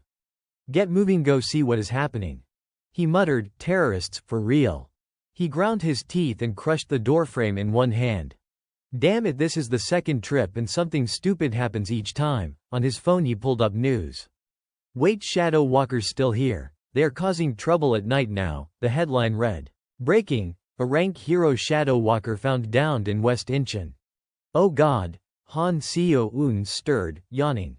"What is going on? Terrorists?" Dane gave a flat yes in reply, though in his head he was thinking, "At this point nothing surprises me." He vanished from the room, instructing them, "Hold on, I will check the parking. Wake Subin and wait in the room." Half asleep, Seo-eun rubbed her eyes. "Terrorists on vacation now, do as I say," Dane replied, already materialized in his car. From the car he saw the terrorists pawing around the parked cars. "We can't just leave them, gotta deal with this quietly." He rummaged through the vehicle and pulled out a grotesque mask, his expression turning wicked. "Of all the backup masks to bring, this one actually comes in handy. Serves you right for wrecking our vacation. Show your faces," he muttered. Suiting up, Dane returned to the hotel room. The two girls were awake and waiting properly. He tossed the gear toward them and said, "Connect through the in-ear. Let us go." He looked thoroughly pleased with himself. Seo-eun sighed and rolled her eyes. "You really get excited at times like this," she thought. In the hotel lobby the terrorists had stacked chairs into a small mound. The leader perched on top like a showman while his goons crouched below, guns trained. The ringleader Monkey Spanner, an rank villain, stroked his beard and barked, "Ready." His men nodded. "Good," he shouted, pointing. "Inform the Hero Association and the government we are holding hundreds of hostages here. Wire the ransom to the account, or we kill them all." Bound and kneeling, the hostages trembled on the floor. Monkey Spanner kept bellowing the account number 1, 2 when a noise made everyone turn. Even the leader fell silent, alert. Kim Dane stepped into view wearing an orange mask, clapping as he announced, "Enough of this cheap terror theater." He raised his hand and unleashed a pulse of force. A gun was ripped from one thug's grip and then, under his telekinetic control, a cascade of weapons swung and trained on the heads of the terrorists themselves. Dane clenched his fist. A shockwave erupted across the lobby. The hostages screamed in terror at the sudden violence. Dane's irises flashed violet. A thought crossed his mind, was all that external force I would been stockpiling for months really spent so fast, and he leapt up to strike Spanner. He knocked the leader to the floor and sat in his place, grinning with a demonic smile. "How pathetic," he sneered. "You punks think you can pull off a terror stunt," he taunted. Monkey Spanner's eyes flared red in fury. He pulled a pistol and aimed it at Dane. A shot rang out, one bullet slammed into Dane's abdomen. Even he was stunned as he looked down at the wound. A wild, manic laugh echoed through the air. "Ha ha ha ha, just one bullet." Kim Dane's calm demeanor sent Monkey Spanner reeling. Dane sat atop him, the bullet still lodged in his stomach, yet he casually chuckled. "That is it, that is all you have got." From above, Spanner felt like a giant, someone who could dominate everything in his grasp. Beneath the mask, Kim Dane's face was twisted in pain, sweat streaming down. "Damn it, this is bad. If I move, I will bleed out too fast." Below, Monkey Spanner began shifting his stance, calculating. "I planned to strike fast while Shadow Walker was not around. That guy must be Icicle. Could it be that I am on his target list too? Is that why he is hiding here already?" Dane clenched his teeth, trying to mask the pain, and laughed. "You seem tense. I will give you a chance to run if you can." Spanner ground his teeth and clenched his fists, glaring. "What are you plotting?" he demanded. Dane stayed perched above, calm. "Plotting, that is cute. The real plot is what you are racking your brain over. Because of you, my vacation's ruined. Do not bother me, retreat while you still can." Inside, his mind urged him further, just stop thinking. Go. Just opening your eyes makes me dizzy enough. Monkey Spanner weighed his options. This is the chance I just need to enhance my power, and I can bounce back at any moment. With that, he lunged like Flash, racing toward the hotel exit. In his head, he swore, Monkey Spanner will one day be king of Korea, I can't die here. But a fist slammed out from the doorway, shards of glass trailing in its wake. The punch sent Spanner flying backward with incredible force, his body twisting unnaturally, like a misfired missile. It was Shin Haru, appearing just in time. She shouted, warning the terrorists, you are surrounded, drop your weapons and surrender. The monkey gang froze, looking down at the carnage of their fallen comrades. Then a pair of long, straight legs stepped into view. Shin Haru, stunned, watched as the rank hero, Shadow Walker, observed coldly. Huh, already wiped out, he muttered, a look of boredom on his face. His companion, another rank hero, shook his head. Boring. Boring, huh, everyone down already, just one fake alarm and it is terrorist time. Then he noticed Kim Dane perched atop the high stack of chairs. But who is that? Dane, pinkish bubblegum-colored eyes staring down, wondered silently, why is she even here? Shin Haru furrowed her brow. Who are you? Did you control these terrorists? Dane gritted his teeth against the pain, thinking, if I do not focus, I will die right here. Fortunately, it seemed they did not know he was egoistic. He only needed a moment to recover enough to teleport twice. Elsewhere, Han Seo-eun and Subin listened tensely to instructions over the earpiece. Kim Dane continued to radiate menace. Who am I? He said over the comms. I am an S-rank hero operating secretly in Korea. The three below gawked upward in shock. Shin Haru quickly pointed, whispering, there is no record of an S-rank hero in the association. Dane replied coolly, nonsense. Do you even know what covert operations mean? A rank hero's icicle, Shadow Walker, they are all public. I am the hero active before your generation. Han Seo-eun frowned, confused. Dane, what the heck are you doing? Subin knit her brows, concern etched across her face. Dane SSI. Kim Dane's voice rang out from outside. Brimming with arrogance, when you meet a senior, you should at least greet them properly. These guys are hopelessly clueless. Shin Haru looked up, her expression a mix of irritation and suspicion. Dane shook his head in mock disappointment. Just by looking at your faces, I can tell you do not understand a thing. Fine, I will introduce myself properly. Listen closely, I am a hero. His gaze landed on a boy wearing a t-shirt with the words apple mango printed on the back, the image of a delicious fruit emblazoned there. Kim Dane seized the moment, announcing the name with precision, Apple Mango. The recently freed guests blinked in stunned surprise at the peculiar hero alias. Icicle, listening through his earpiece, perked up. Yes. He says he is called Apple Mango. No way, someone replied coldly, gesturing sharply. Hey, you over there. No one has a hero alias like that. Who are you, really? Kim Dane's temper flared. Insolent fools, I even know the association chairman's real name, Bak Manzan, now Bak Jun-ho, right, my old name was Rustic, so I changed it. Check your records. The three onlookers froze at this declaration. Inside, Dane's mind raced with tension. I can't believe the info from the original material actually works. Icicle replied, regardless, the chairman claimed he does not know you. A guest piped up, voice dripping with frustration, hey, heroes. I have been watching all this, and I had to say something. The masked guy subdued the villains first. Does it really matter who he is? Icicle wiped sweat from his brow, uncertain how to respond. I mean. Everyone, stay calm. Inside, Kim Dane shouted in his mind, oh God, perfect timing. Just a little more power, and I can escape. The guest continued, and I saw him make the gun float in midair, firing in all directions. What is he? Someone asked. He is like that guy who shows up on TV, Shin Haru noted, catching the key detail. Kim Dane froze, forcing a stiff response. The older man raised a thumb toward him. But so what, honestly, watching it was kind of thrilling. Dane shouted again in his mind, stop. Just a little more. Icicle smirked lightly. Seems a bit suspicious. Kim Dane silently tensed, sweat pouring down his face. Just a little more. The three heroes below began to channel their power. First, control him, then reveal his identity, they seemed to think. Icicle extended a hand, projecting a shard of ice that rammed into the floor with a deafening crack. Kim Dane clenched his teeth in agony, muttering under his breath, "Gah." 2. Shadow Walker had silently crept up behind him.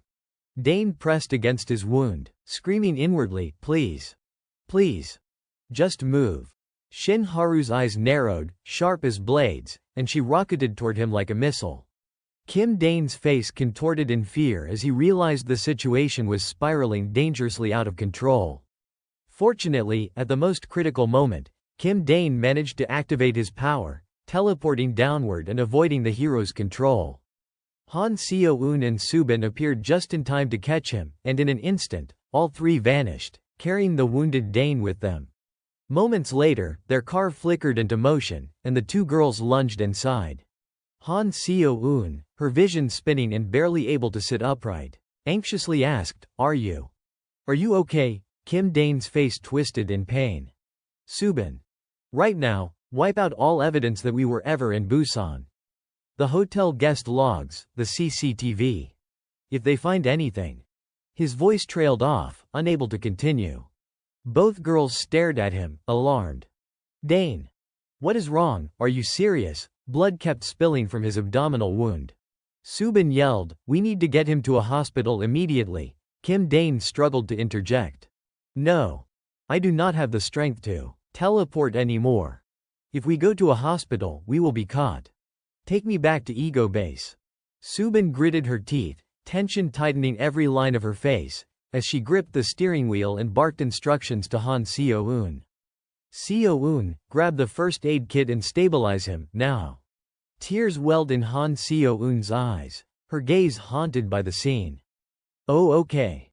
Subin snapped, urging her, "Hurry." The girl quickly composed herself, dabbing her tears away. Yes. Subin's expression hardened, and she pressed the accelerator. "I will get us out of here." The blackened road stretched ahead as their car tore through the night like a missile. Meanwhile, back at the hotel lobby, the police had arrived to calm the hostages. Icicle exhaled heavily. Seriously. A rare chance for a break, and these villains still can't let a single day go by. Shadow Walker frowned. "I am going to take a short rest." Subin glanced at him and replied, "Yeah. It is tough, but I only dragged you here for a little fun." Icicle turned to Shin Haru. "Well, we are here now, Stardust." Shin Haru, however, remained silent, pursing her lips, lost in thought. On the road, a car sped along. The driver, nodding off with exhaustion, muttered, So sleepy. Better chew some gum." Suddenly, he spotted a car racing behind him through the rearview mirror. What the? That car is moving insanely fast," the driver shouted. The speedometer had already surpassed 220 km per hour. Inside, Han Seo-eun tried to treat Kim Dane's wounds, while Subin gripped the steering wheel with a fearsome intensity. Blood drenched Dane's body, seeping from his belly despite the makeshift bandages. Sweat poured down his face as pain contorted him. Meanwhile, Shin Haru clenched her fists, speaking seriously to Icicle. "We need to track his movements carefully." The scene then shifted to the past. In Kim Dane's room, a voice echoed, again with the villains. Always harassing Stardust in every way. Kim Dane slammed a book shut and lay on his bed, expression blank. "And it ends like this." This was 19-year-old Kim Dane, his face darkened by exhaustion. This story. It is just so depressingly thematic. The ending. The book fell to the floor, and Kim Dane rolled across his bed, muttering Stardust before eventually dozing off. Outside, a streak of light flashed past the window in the night sky. Back in the present, somewhere in a house, Han Seo-eun tended to Kim Dane, her face pale with exhaustion, worry etched into every feature. Subin carried in a tray of food, but Han Seo-eun refused right away. "I am not eating." She wiped her face and coaxed gently, "Seo-eun, eat a little." Dane will wake up. Kim Dane lay unconscious on the sickbed, and Han Seo-eun buried her face and sobbed. Subin sat beside her, trying to comfort her. As the girl ate through her tears, a voice suddenly spoke. "You still eat so well, huh, my Seo-eun?" Kim Dane turned his head, grinned weakly and said, "And I am about to die." The two girls froze. Then Han Seo-eun broke into fresh wails. She flailed and punched Kim Dane in the chest. Subin, moved to tears, watched as he winced and forced a pained smile. Outside, the night was black. Images of Kim Dane wearing a white mask with a golden mask in his other hand poured across the web. Was Egostick's no casualty terror really terrorism? Shin Haru sat at her computer, scanning reports. Yeah. The plane incident did not have casualties either. What if Egostick calls and I can't act? A memory of Kim Dane's voice flashed in her head. You can do it. Because it is you, you will make it. Shin Haru lowered her head, tense. He sounded absolutely sure I could do it, like he expected my power to spike. She flatly shook her head. How would he know? Must be coincidence. She tightened her fist. But I can't deny I got stronger. She pulled up someone's dossier. There is something else suspicious. The villain's Egostick killed this guy seemed like someone who could trigger a massive disaster someday, and Egostick saw that coming. Egostick is definitely not a hero, but calling him merely a villain feels too small. I have a feeling he is orchestrating some enormous game. Next time he stages an attack, I will expose him. Shin Haru was resolute. Over at Han Seo-eun's place, the girl was scrolling her phone thoughtfully. So what is the point of all these attacks? Egostick knows the Hero Association chairman's real name, Bak Manzan, who is now Bak Jun-ho. Could Egostick have once been an S-rank hero and switched sides after clashing with the association? The conspiracy theory that Egostick opposes the association is spreading. Do you know anything? The three of them sat at the table. The implication made Kim Dane go momentarily pale. What? I just threw up. Eat. Subin forced a smile and put her phone away. Seo-eun, do not bother Dane right now. He is exhausted. The girl still scolded. What are you going to do? Play the I am the villain act again and stage another terror with that body, really? Kim Dane flinched at her tone. Seo-eun, he started, but no words came out. Suddenly both girls turned on him with sharp, probing eyes. Kim Dane had to make a call. We will lay low for a bit. About 3 months. Relief melted across both their faces. Really? They asked. He kept chewing and confirmed, yeah, hide out for a while. With this media attention, if I disappear for a bit things will cool down. In his head he was already planning, and during the downtime I will recruit new members. A shadowy image of a potential recruit flickered through his mind. Kim Dane calculated quietly, if I leave him alone, he will become a major destabilizing villain later. If I can't kill him, I will pull him to my side. 3 months quickly passed. An announcement blared over the system, a villain has appeared. Stardust, prepare for deployment. Shin Haru immediately asked, is it Egostick? The response came back negative. No, it is a villain calling themselves Lockboom. Hearing this, she let out a disappointed sigh. Ah, I see.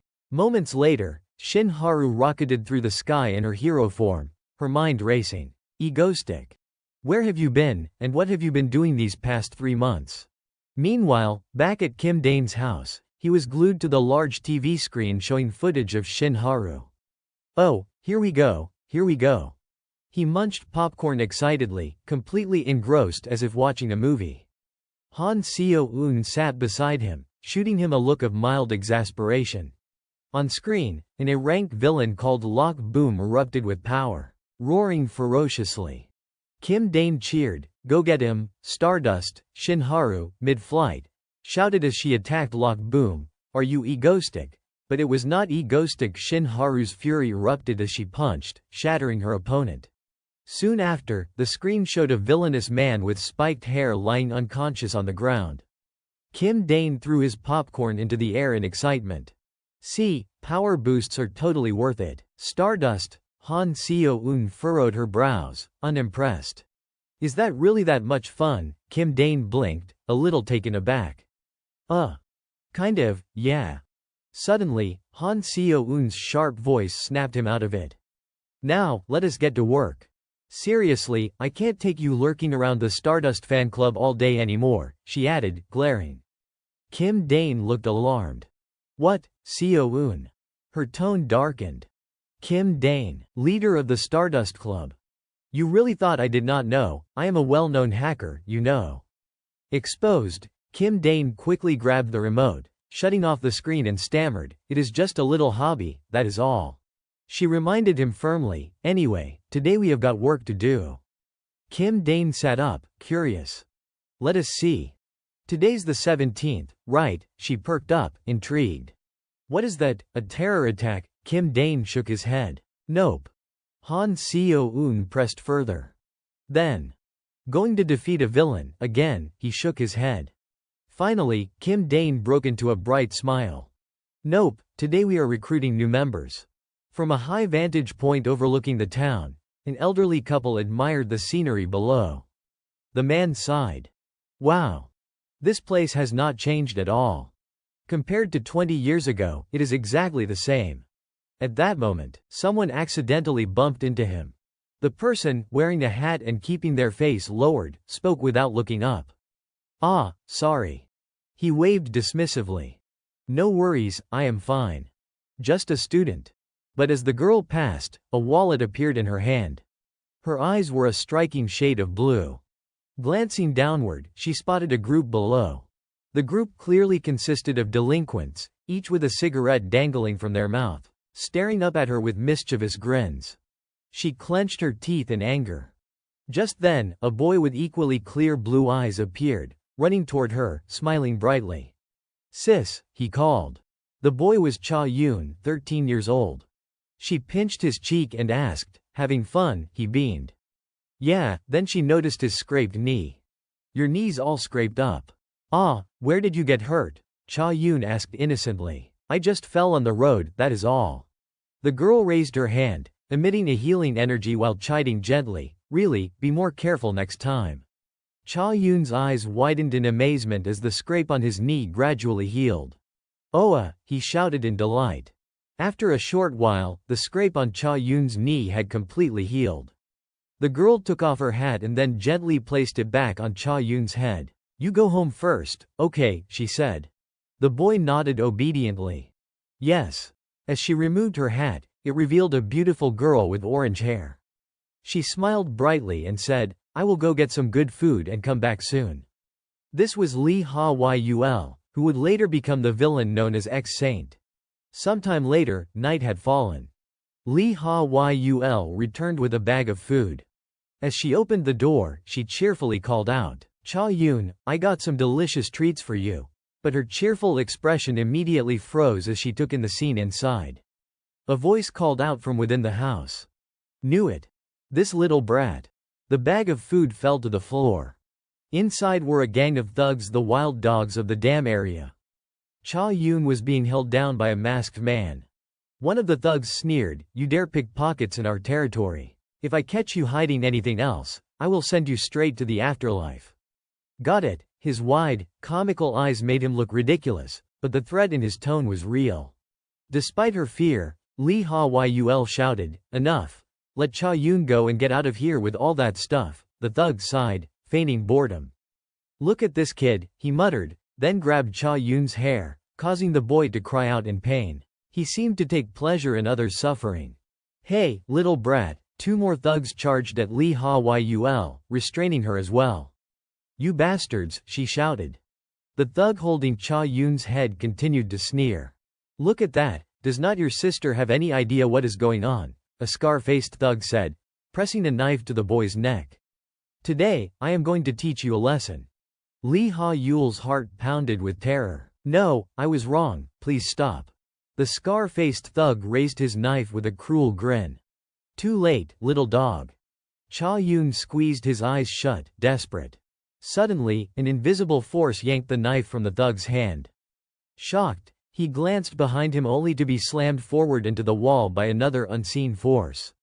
All the thugs in the dam area found themselves staring down the barrels of guns aimed at them. Seizing the moment, Cha-yoon scrambled forward.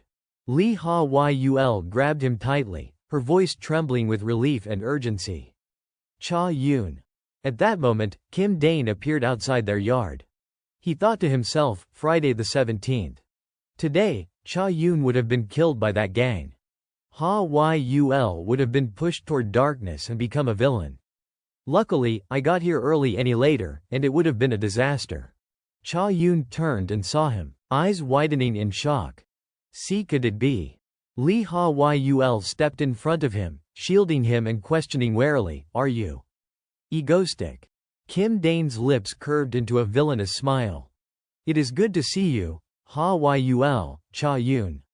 I have come to take you both away from here. Lee Ha-Yul's face went dark and she snapped, why are you taking us? You are one of those brutal villains yourself. Kim Dane answered coolly, why, of course I am taking you to save you. Did not you see what was happening, and if the police had shown up, it would have been a mess. She stiffly refused. I would rather die than go with you. You bastard, what do you plan to do? Just then Cha Yun bolted outside like the wind. Lee Ha-Yul was stunned, yelling, Cha Yun, no. In her head she pictured the boy running straight toward a vicious, dangerous thug. But Cha Yun reached Kim Dane, grabbed his hand, and blurted, egoistic, I am in your fan club. He gazed up at him with utter adoration and pride. Even Kim Dane felt a little taken aback by the boy's affection. Before long Kim Dane had brought the two siblings back to his hideout and introduced them to the rest of his people. All right, these are our new members. Say hello. Cha Yun's eyes sparkled as he cheered. Wow, there is even the famous hacker beauty of ego.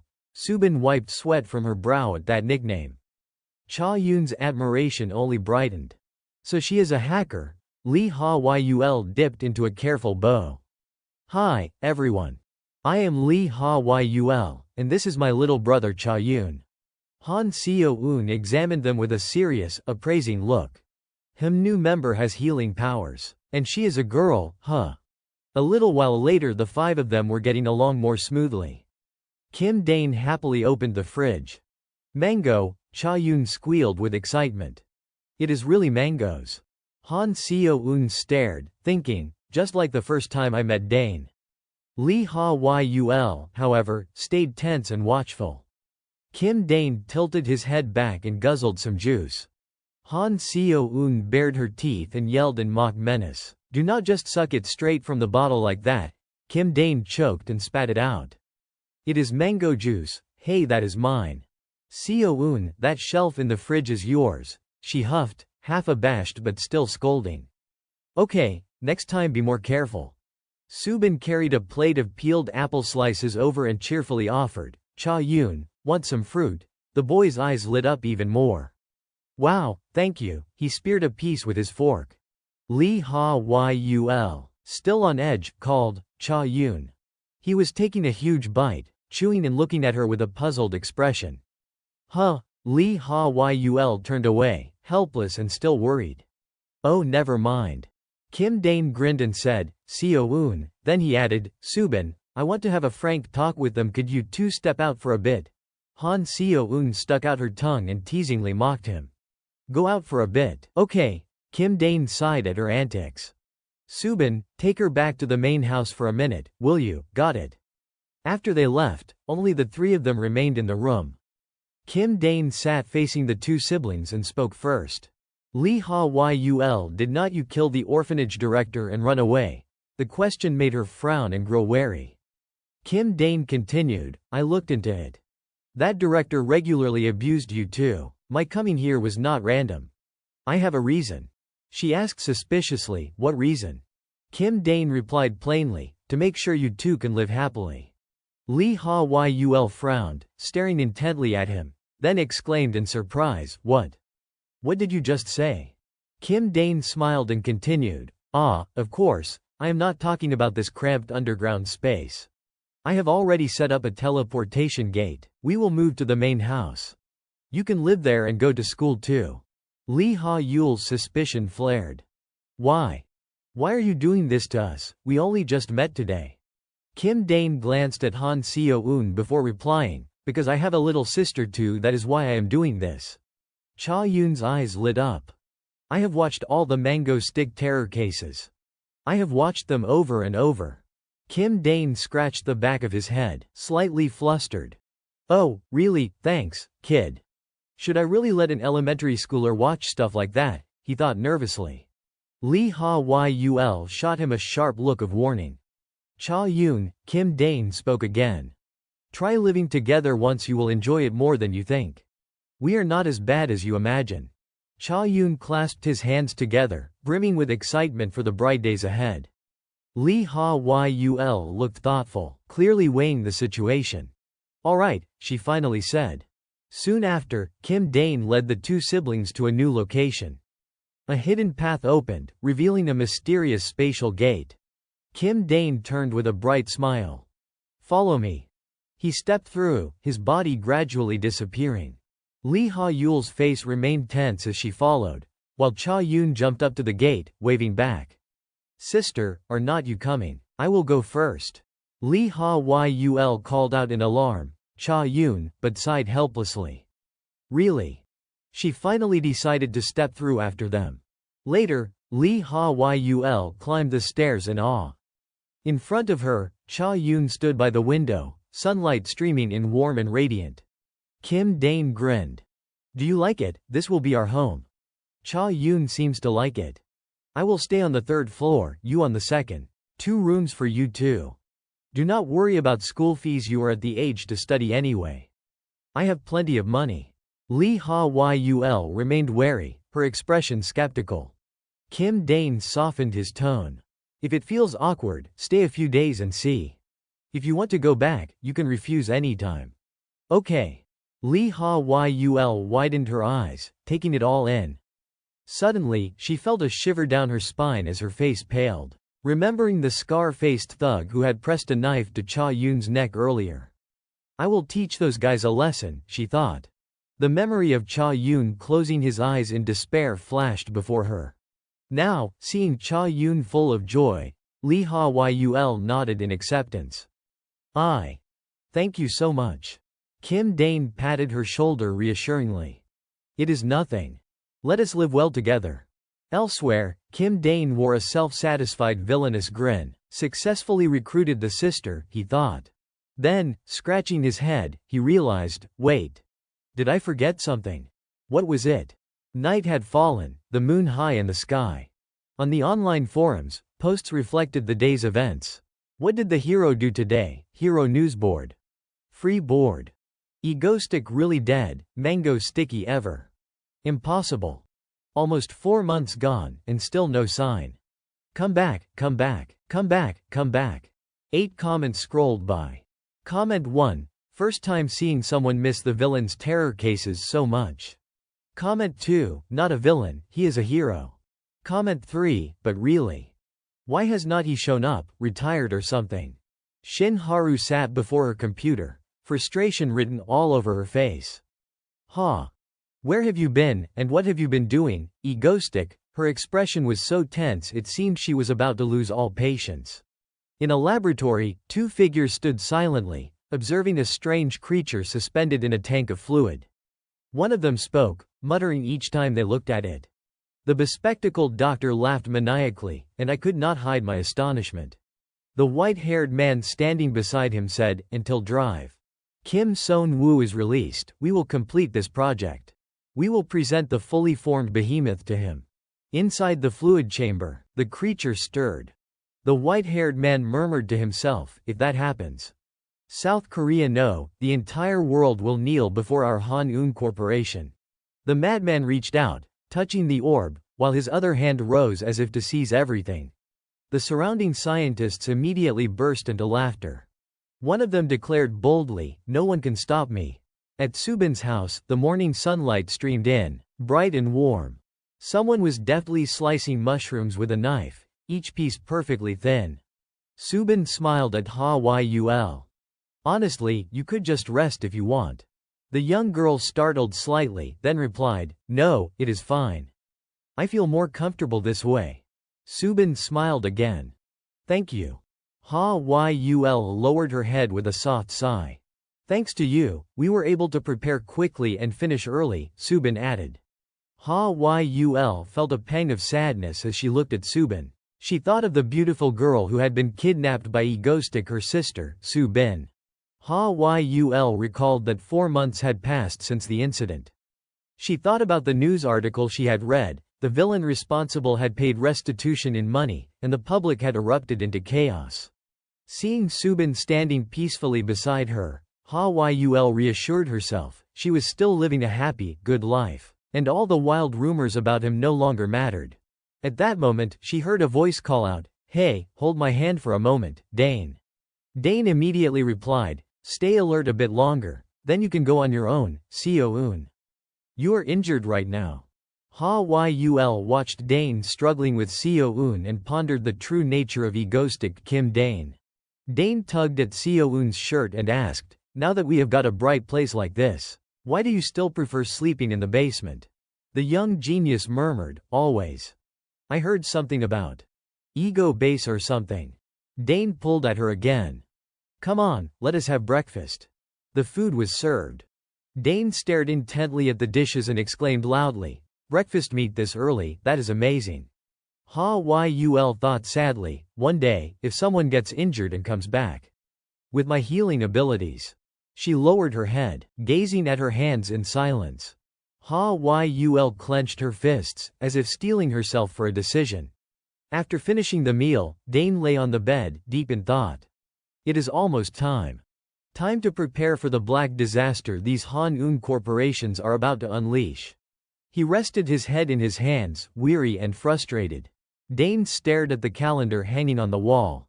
At that moment someone barged into the room with bold energy. A voice rang out, "So you have been hiding in here this whole time, Mango Stick." Seo-eun screamed, "Right now. Let us stage another terror event, I am bored out of my mind." Dane sat there, thoughtful, making a small, quiet sound. Then, all at once, he spoke up. "Okay. Do it. Get ready for a terror operation." She froze. "Huh, seriously?" Dane sat up and smiled. He called out, "Ego Squad assemble." A short while later, in the meeting room, Dane stood with his arms crossed in front of the whiteboard. Ha-Yul hesitated. But her question made everyone pause. From the start, why were they even doing terror attacks? Dane answered cheerfully, "If you ask why we do terror, you deserve an answer." Someone cut him off immediately. "Hold on, that is far enough." Seo-eun, blunt as ever, snapped, "Uncle, just get to the point already." Dane suddenly said, "From now on you do not call me brother anymore. Call me." Then, replying to Ha-Yul's question, he said, "Ha-Yul, the truth is, we are the villains." The girl went quiet, thinking, "Oh, so that is it." Dane continued, "So we have to stage terror. But we must not cause civilian casualties." He added, "We have to choreograph dilemma situations that match Egoistic's concept, and we have to drag Stardust into it too."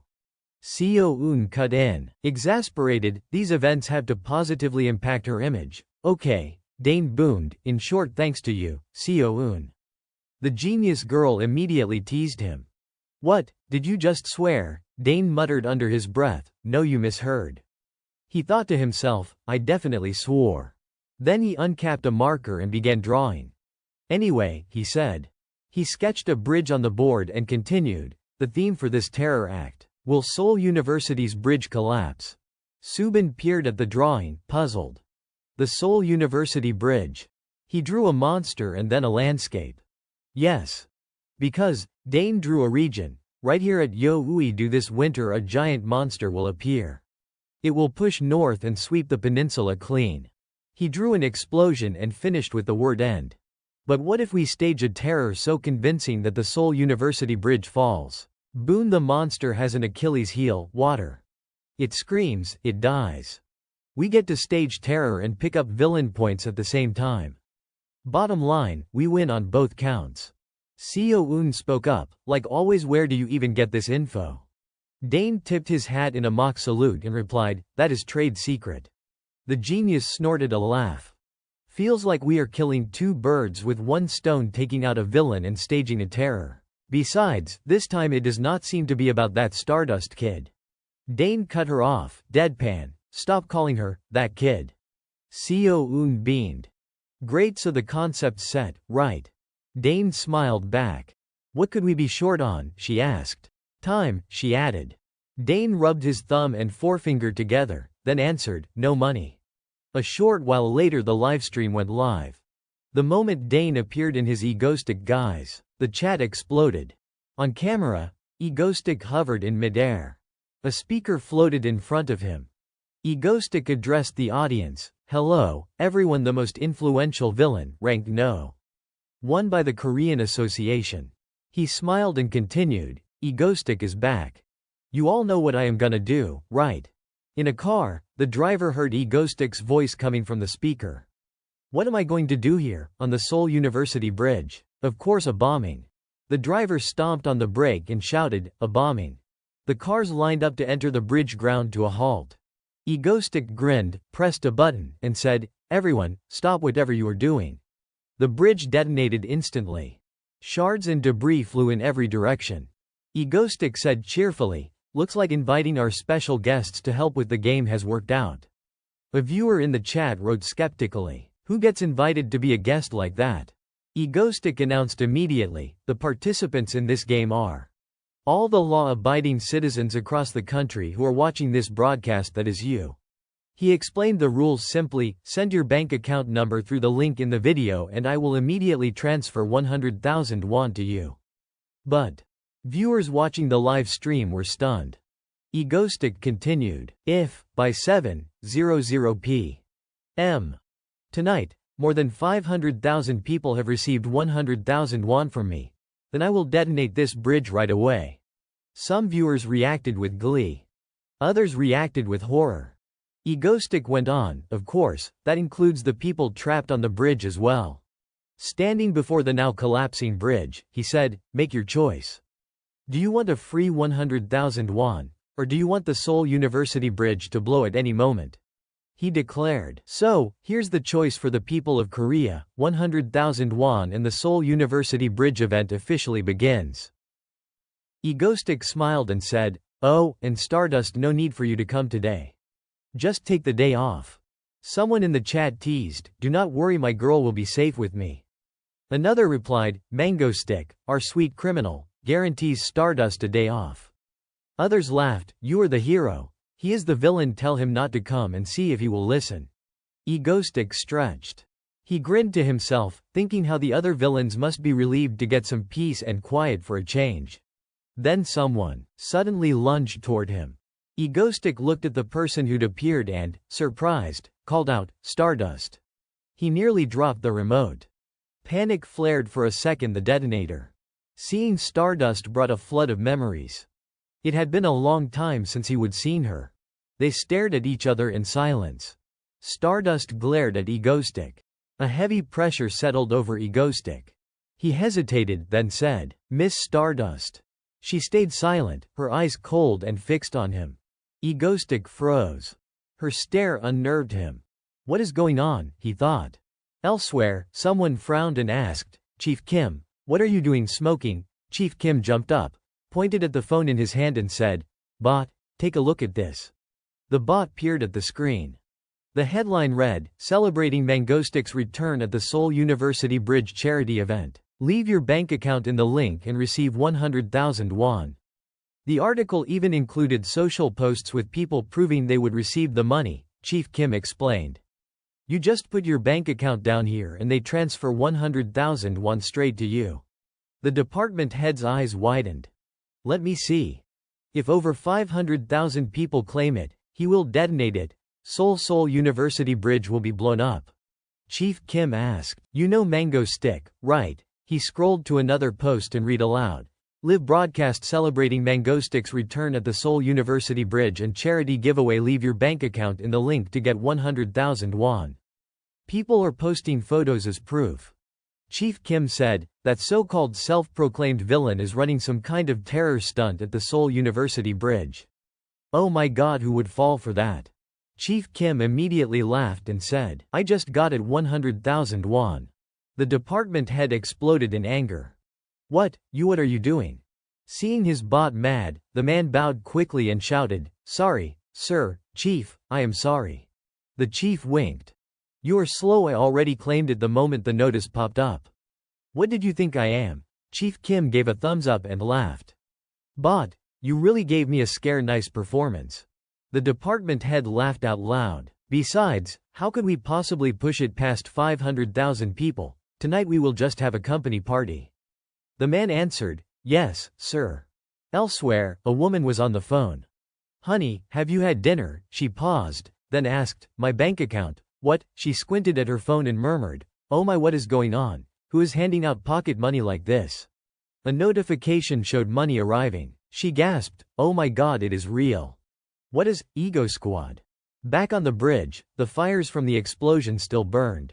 Wrapped in his cloak, Egostick shivered and muttered, I did not expect it to be this cold. He hesitated. Stardust was still standing there with her arms crossed, watching him. Egostick complained inwardly, that look of hers felt like knives.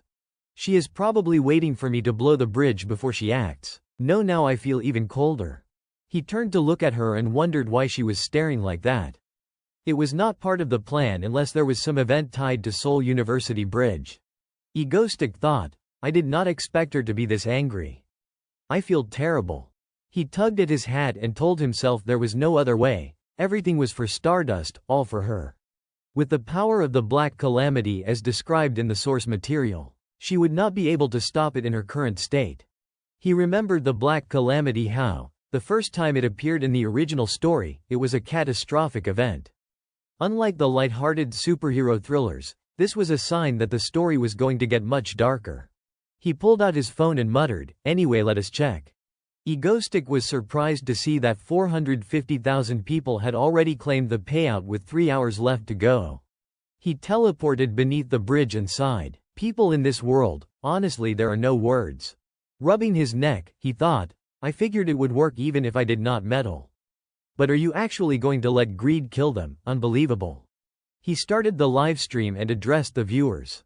Good people of Korea, do you actually think you have just received 100,000 won? Comments started exploding. Really, is it for real? Of course it is. Egostick tapped on a parked car and said, I am sure you have not forgotten. He rapped on the car window and announced, we are going to interview a passenger who might be sacrificed. Keep your consciences on standby out there. The car window slowly rolled down. Egostick peered inside, thoughtful. From here on, things are out of my control. Hopefully no one else decides to drive onto this bridge now. He let out a booming laugh and greeted cheerfully. Oh my, hello there, thanks for hanging in there. Could you introduce yourself for us? The man inside, with neat black hair, smiled politely. Yes, hello. My name's Choi Young-jin. Egostick was taken aback. Why the hell does he look so calm? Leaning casually against the side of the car, Egostick asked, nice to meet you, Mr. Choi Young-jin.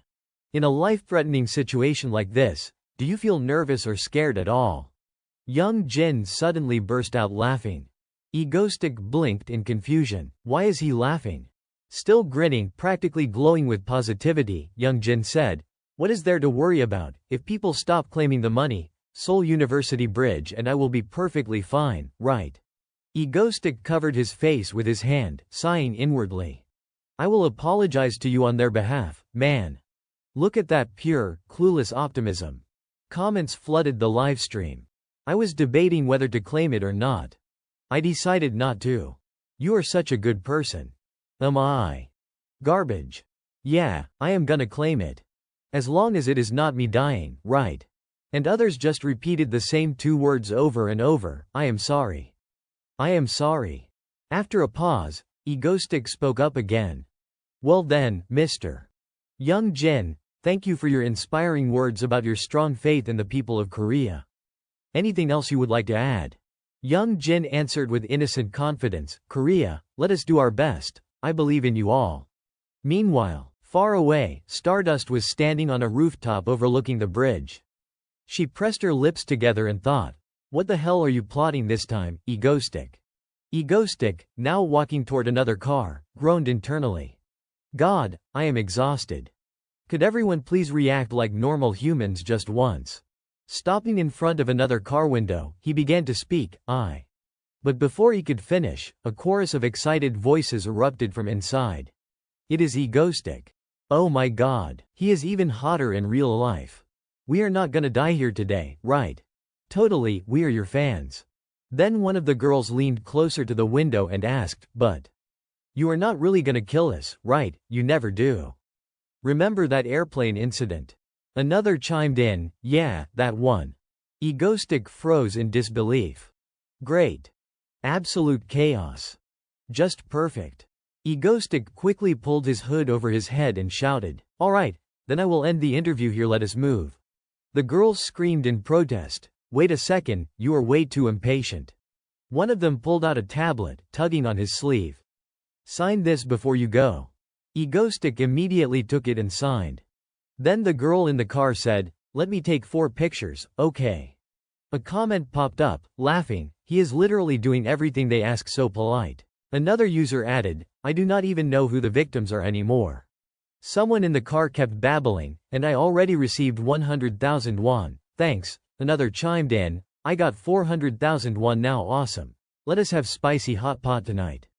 If we died here, we would not get to eat, right? Egoistic thought to himself, I am not interviewing civilians anymore. This terrorist operation is a complete failure. A little later, he asked, Seo-eun, can you turn on the screen? She promptly replied, yes. The livestream suddenly displayed the devastated scene of the bridge. The lights were turned on, and around Egoistic, a dozen cameras were positioned, all trained on him. Bowing slightly, he addressed the viewers, yes, everyone, it is 7 p.m. now, right? He smiled and announced, the nationwide 100,000 won participation terrorist event at Seoul University Bridge has concluded. I hereby present the results. The comment feed on the screen immediately erupted with a flood of messages, come on, let us go, 500,000 is not that hard, do not disappoint Young Jin, sorry, damn it, if Seoul University Bridge collapses, how am I supposed to work now? The numbers spun wildly, and Egoistic, deliberately pausing for dramatic tension, kept interrupting the count. Finally, fireworks shot up into the sky all around, painting a breathtaking spectacle. Egoistic announced, 125,000 people, they're the ones who have received 100,000 won.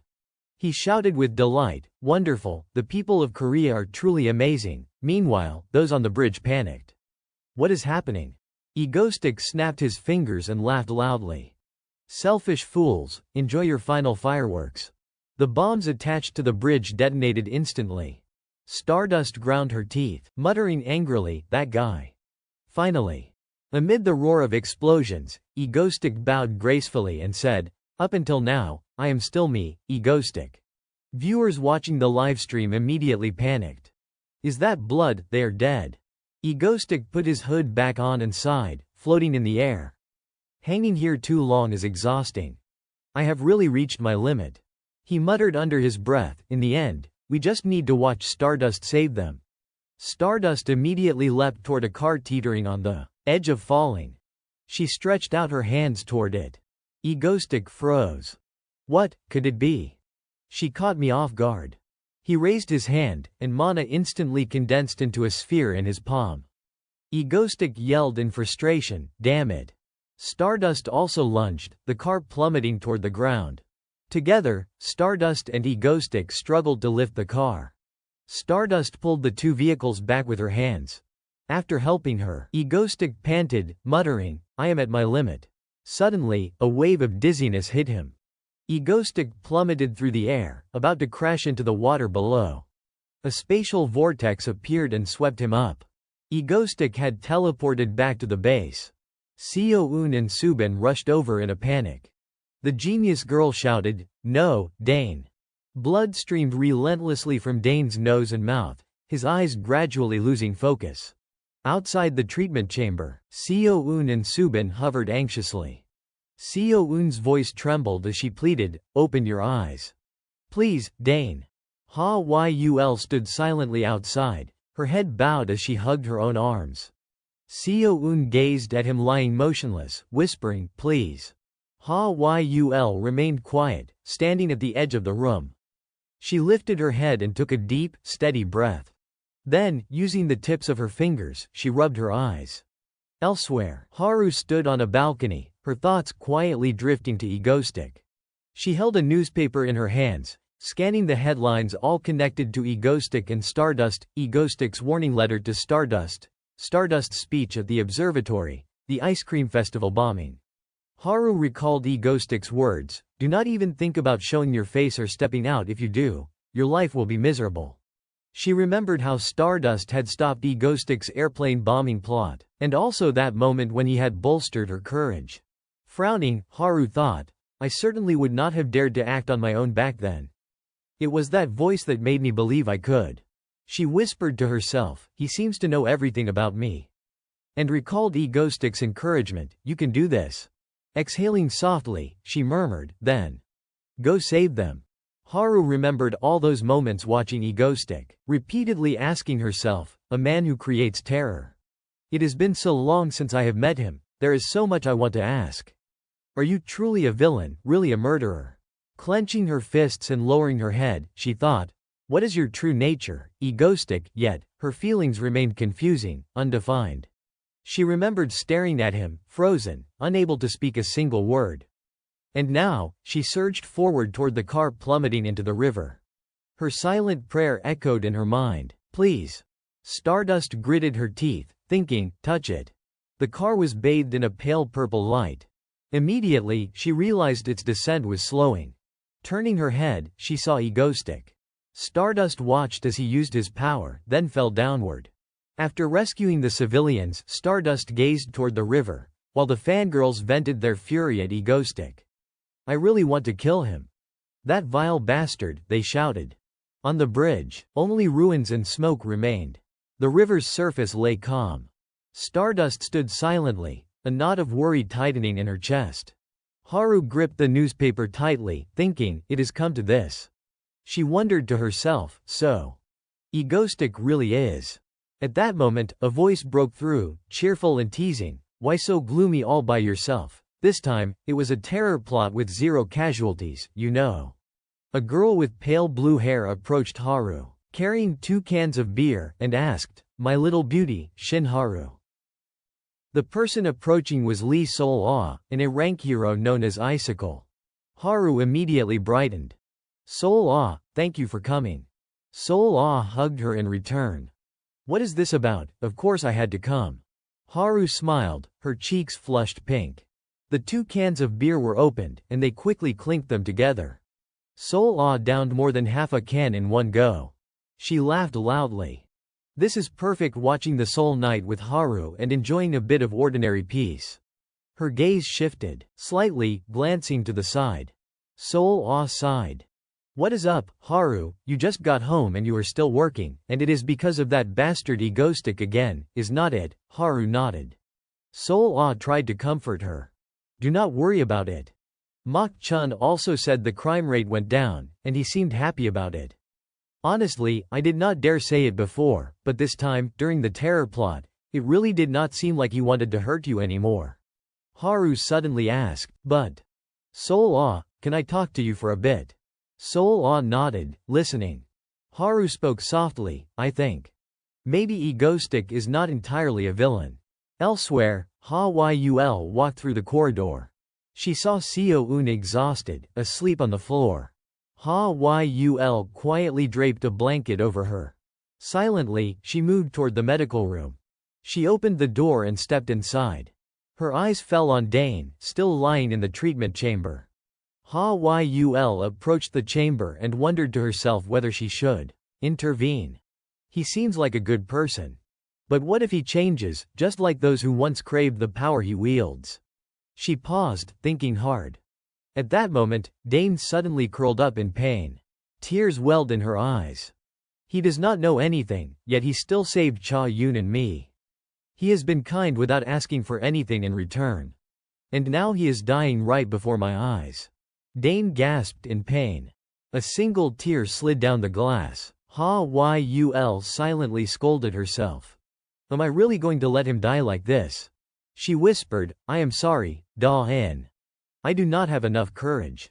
Softly, she added, you truly are a good person. But if you knew my power, I am afraid. I am afraid you would become like them. Ha-Yul wiped the tears from her face with her arm. She stepped back a little. Raising her hand, Pale blue light flared from her palm. She spoke firmly, but I will try to be brave this once. The wound on Dane's abdomen slowly began to close. By the time it had fully sealed and the bleeding stopped, the pale blue glow faded. Dane's breathing gradually steadied. Ha-Yul then quietly left the room, leaving him safe. Before stepping outside, Ha-Yul turned back and said, "Thank you." She quickly walked away. Inside the treatment chamber, Dane placed a hand over his abdomen, thinking to himself, finally, I have found an older sister who actually cares. The glass panel slid open, and Dane sat up, calling softly, Ha-Yul. He smiled and added, "Thank you." Elsewhere, Sol-Ah and Haru had finished 4 cans of beer. Sol-Ah spoke up, "All right then, let us sum this up." She continued, Egostic's terrorist acts are strange in that there are never any casualties except for the villains themselves. From the mysterious calls to the airplane terror incident.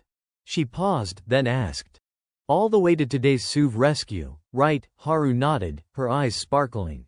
Sol-Ah teased, "Oh my god, Shin Haru. You actually believe that Egostic is an S-rank hero lurking in the shadows of Apple Mango? Is it really you? You're a rank Stardust, right? You're Shin Haru." Haru inwardly scolded herself. I really messed up. She turned angrily. It is not about believing or not, it is just that I feel there is more to it than just a conspiracy. Sol-Ah grinned. Come on, tell me the username you use in Mangostic's fan club. Wait, you do not have one. Just kidding, do not get mad, little Haru. Haru glanced at Sol-Ah and cleared her throat. Anyway, she continued, there are a few vague points, sure, but he is very professional when he does something wrong. Haru hesitated, then admitted, that is true. Sol-Ah pressed on. Wow, then what is the problem? Just see him as a villain, Haru. Haru lowered her head, troubled. From what I can tell, Egostic seems to be looking far ahead. I do not know exactly what that means, but... Sol-Ah interrupted with a teasing tone. Come on, workaholic Shin Haru, let us not talk about that weird hatted villain anymore. Lately, no one's caught your eye. You should be taking this chance to date someone. Haru immediately protested, and what do you know about dating? Sol-Ah, actually the heir to the major Yuseong conglomerate, blushed and said, my family monitors my private life extremely strictly. It is not that I can't meet anyone, it is just that I do not want to right now. Haru teased her. Sol-Ah, your face is all red, so cute. Sol-Ah shot back immediately. I am not, really. At a large prison, a black car pulled up in front of the gate. An elderly man stepped out, Kim Soon-woo, S-rank villain and technical advisor for Ha-eun Corporation. A young white-haired doctor greeted him cheerfully. You have worked hard, sir. Soon-woo cut him off. Move aside. How's the progress? The white-haired man reported, currently at 56%. The project is progressing smoothly, expected to be completed around September next year. Soon-woo clicked his tongue. Oh, really? Soon-woo scolded sharply, too slow. No matter what, everything must be fully prepared before this winter ends. The young white-haired doctor remained silent, shooting him a cautious glance. Once inside the car, Soon-woo gave orders to his subordinates, let us move out. He thought to himself, just wait. He muttered under his breath, before this winter ends, everything in Korea will be under the control of Dr. Kim Soo-woo. At Egostic's base. From the TV, a reporter delivered breaking news. Breaking, drive. Kim Soo-woo, suspected of concealing unethical experiments, has been released this morning at 7 a.m. He is expected to return to his position at the front line of Ha-eun Corporation. Dane propped his chin on his hand, watching the television with a smile. All right, players, let us get on the field. Seo-eun, passing by, called out, oh my god, what are you talking about? 3 months later, a blanket of snow covered the whole city. Cha-yoon bundled up in his coat and barreled out into the yard, shouting with glee, Snow, this is awesome, come back here. Seo-eun chased after him, yelling, hey, I called dibs first. Subin and Ha-Yul sat down at a table. Subin took a sip of hot cocoa and smiled. This feels so nice, right? Yeah, Ha-Yul replied. Really perfect. Dane walked over and called out, Hey, Seo-eun, could you, walk normally? What are those tiny steps? You are ruining the pristine snow. Someone immediately lofted a snowball straight at his face. Seo-eun cheered, game on. Seo-eun and Cha-yoon taunted him, come on, Mangastick, come get some. Dane fell silent for a second, then raised his hand. 2 snowballs smack him square in the face. Dane clenched his fist and ground his teeth. You little brats, come at me. I will teach you some manners. Special move, super fast ice. Seo-eun shouted, what is that? Cheating, Mangastick. Cha-yoon protested too. That is totally bending the rules. The kid threw his hands up and surrendered. I give up, I surrender. Seo-eun looked at him in surprise. Dane nodded in mock approval.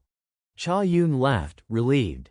Then Dane asked, Seo-eun, are you ready? A giant snowball came flying and turned Seo-eun into a walking snow woman.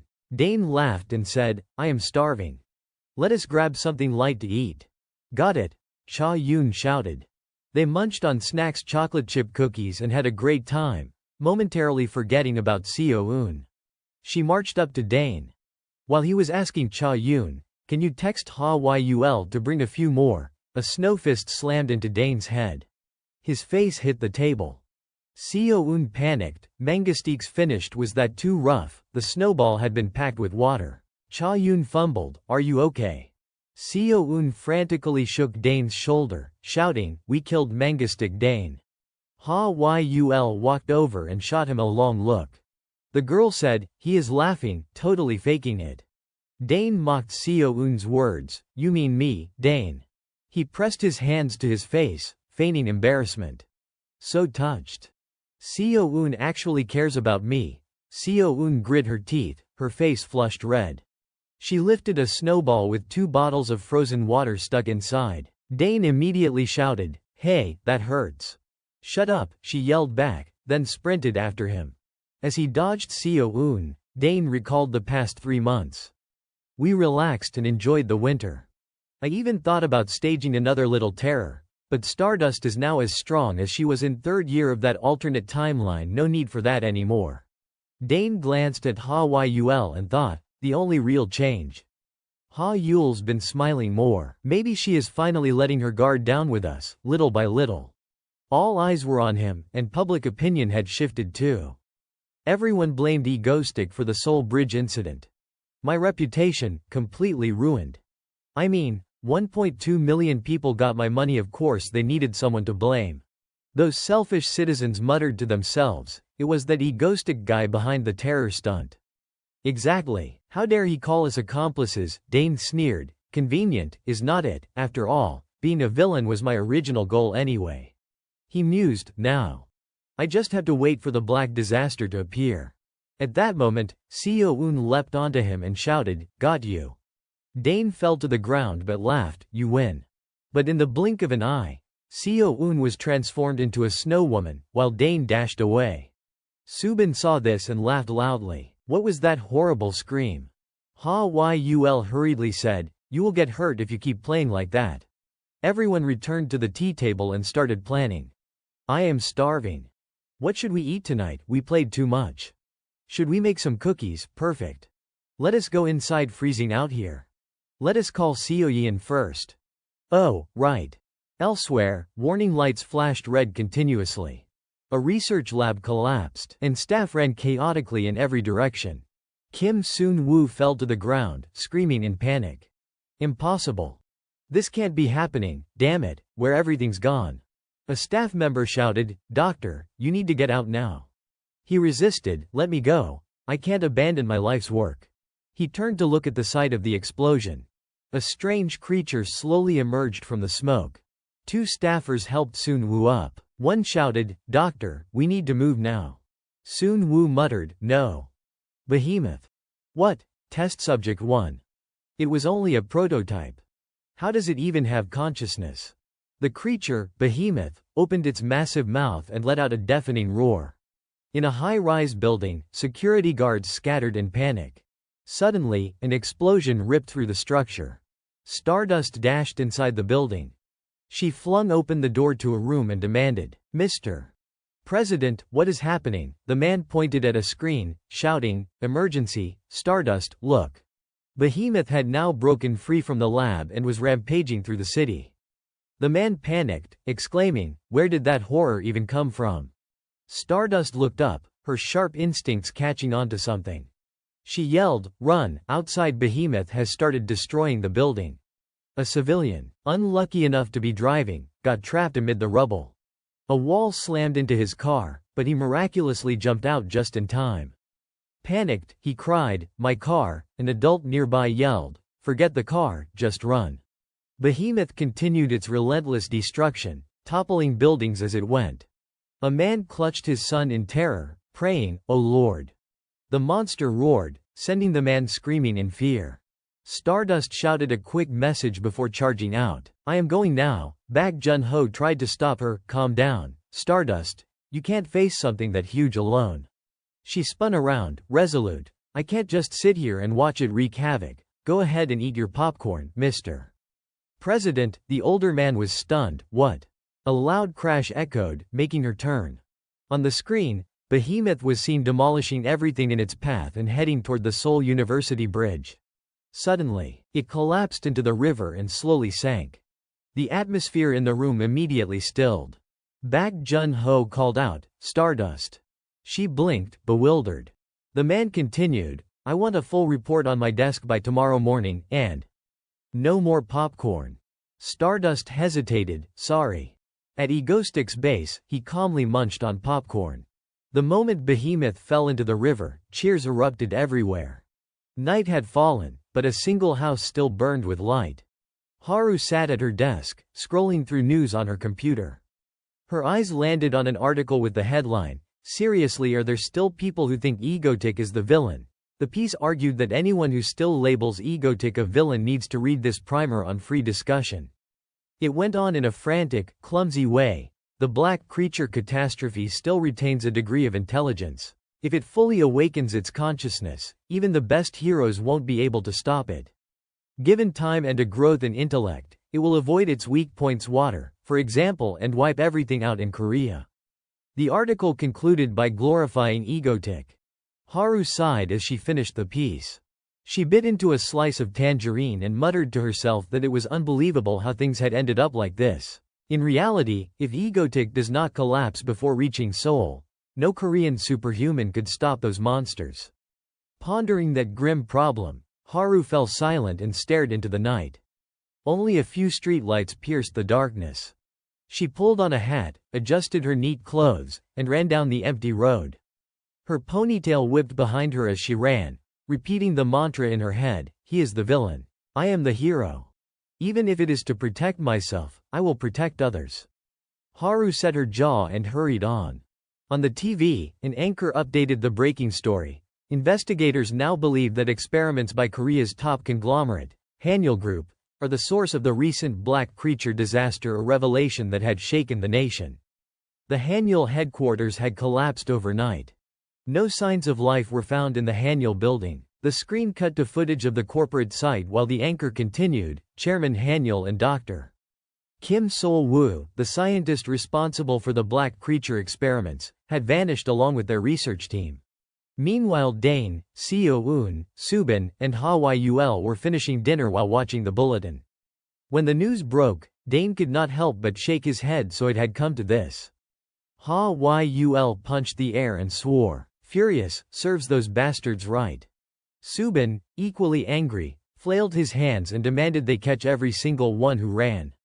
Seo-eun chimed in, livid, "We have to round up those who fled. The alliance must punish the managers of Hanyul for what they have done." Dane, twisting a pair of plastic chopsticks in his fingers, tried to calm them down with a wry smile. "Do not worry," he said optimistically, "they will slip up and be found soon enough." Then, smiling, he asked if they could all meet up after dinner. Subin, puzzled, asked what he was planning. Seo-eun bristled at the reminder. "Every time you do this, I get worried."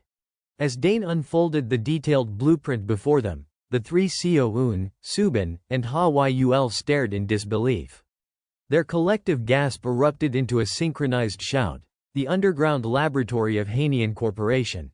After their outburst, Subin and Hwyul fell silent, but Seo-eun could not stop herself. She threw her hands in the air, her voice echoing through the room, "What is down there?" Dane looked at her helplessly, rubbing the back of his neck. "What do you mean by that?" he asked, genuinely puzzled. With a red pen, he circled a section on the blueprint B9. Then, with a sly grin that made his expression hard to read, he said quietly, "Something completely insane. Behemoth," he explained, "the ultimate weapon created by Hanian Corporation during their experiments on the superhuman army. They used it, implanted it into human bodies." On the blueprint, the tangled mass of lines and cables represented a spherical structure, a living organism composed of materials capable of resisting even the force of nuclear bombs and psychic interference. "The Black Disaster was the prototype of Behemoth," Dane continued. "From it, mutations on Earth evolved. If they would completed it, its power might have." His words trailed off into a rambling explanation that went in circles. Eventually, he noticed the blank, unreadable looks on the three women's faces. They stared at him as if he had just confessed to losing his mind. Confused, Dane scratched his head and frowned. "What is with those faces? Why are you all looking at me like that?" he asked, frustration creeping into his tone. Seo-eun was the first to respond. Her expression darkened, and her voice dropped, sharp and accusing. "So you are saying it is a superhuman monster army, and you are thinking about doing it again? What next, drilling more holes into your body?" Her sarcasm hit hard. "Yeah, sure, 2 more holes in your gut. Real cool, Dane." Dane's face turned pale. He avoided her eyes, jaw tightening, clearly out of words. But Seo-eun was not finished. She stood up abruptly, pointing straight at his face, her voice rising to a furious pitch. "You are joking with me, right? Tell me you are joking." "I just want to be stronger," Dane shot back, his voice tense, meeting her glare head-on. "Stronger?" Seo-eun snapped, leaping onto the table and raining punches down on him. "You call that strength?" she screamed, each word punctuated by a blow. Dane blocked her attacks, silently enduring her fury. Subin could not take it anymore. She stood up, rushing to pull them apart. "Enough, both of you," she yelled, trying to wedge herself between them. The tension slowly settled, leaving the room in heavy silence. Dane did not say anything more. He sat there, deep in thought, mind drifting to the original story. In that version, there had never been any mention of what the Hero Association would do next. Even as Seo-eun's fists flew, Dane blocked them effortlessly, too effortlessly. Her expression flickered with surprise, but Dane barely noticed. He was still lost in thought, muttering inwardly, "Nothing serious will happen." Right. The next morning dawned bright and clear, the sky painted in soft blue and white. Inside a skyscraper owned by one of Korea's largest conglomerates, a conference was underway. An assistant stood at the podium, reporting the latest updates. "We have detected multiple biological readings in the buried underground lab. It appears that some of the experimental subjects and researchers from Hanian Corporation may still be alive." Bak Jun-ho sat upright, brows furrowed. "The neural network?" he asked. On a large screen, Ya-yun joined remotely, her image flickering. "I tried to approach it last night," she reported, "but my shadow could not make contact. It was blocked by a wavelength barrier emitted by that black mass." Bak Jun-ho absorbed the report silently, then asked, "And so you heard that, right? The mission won't be easy.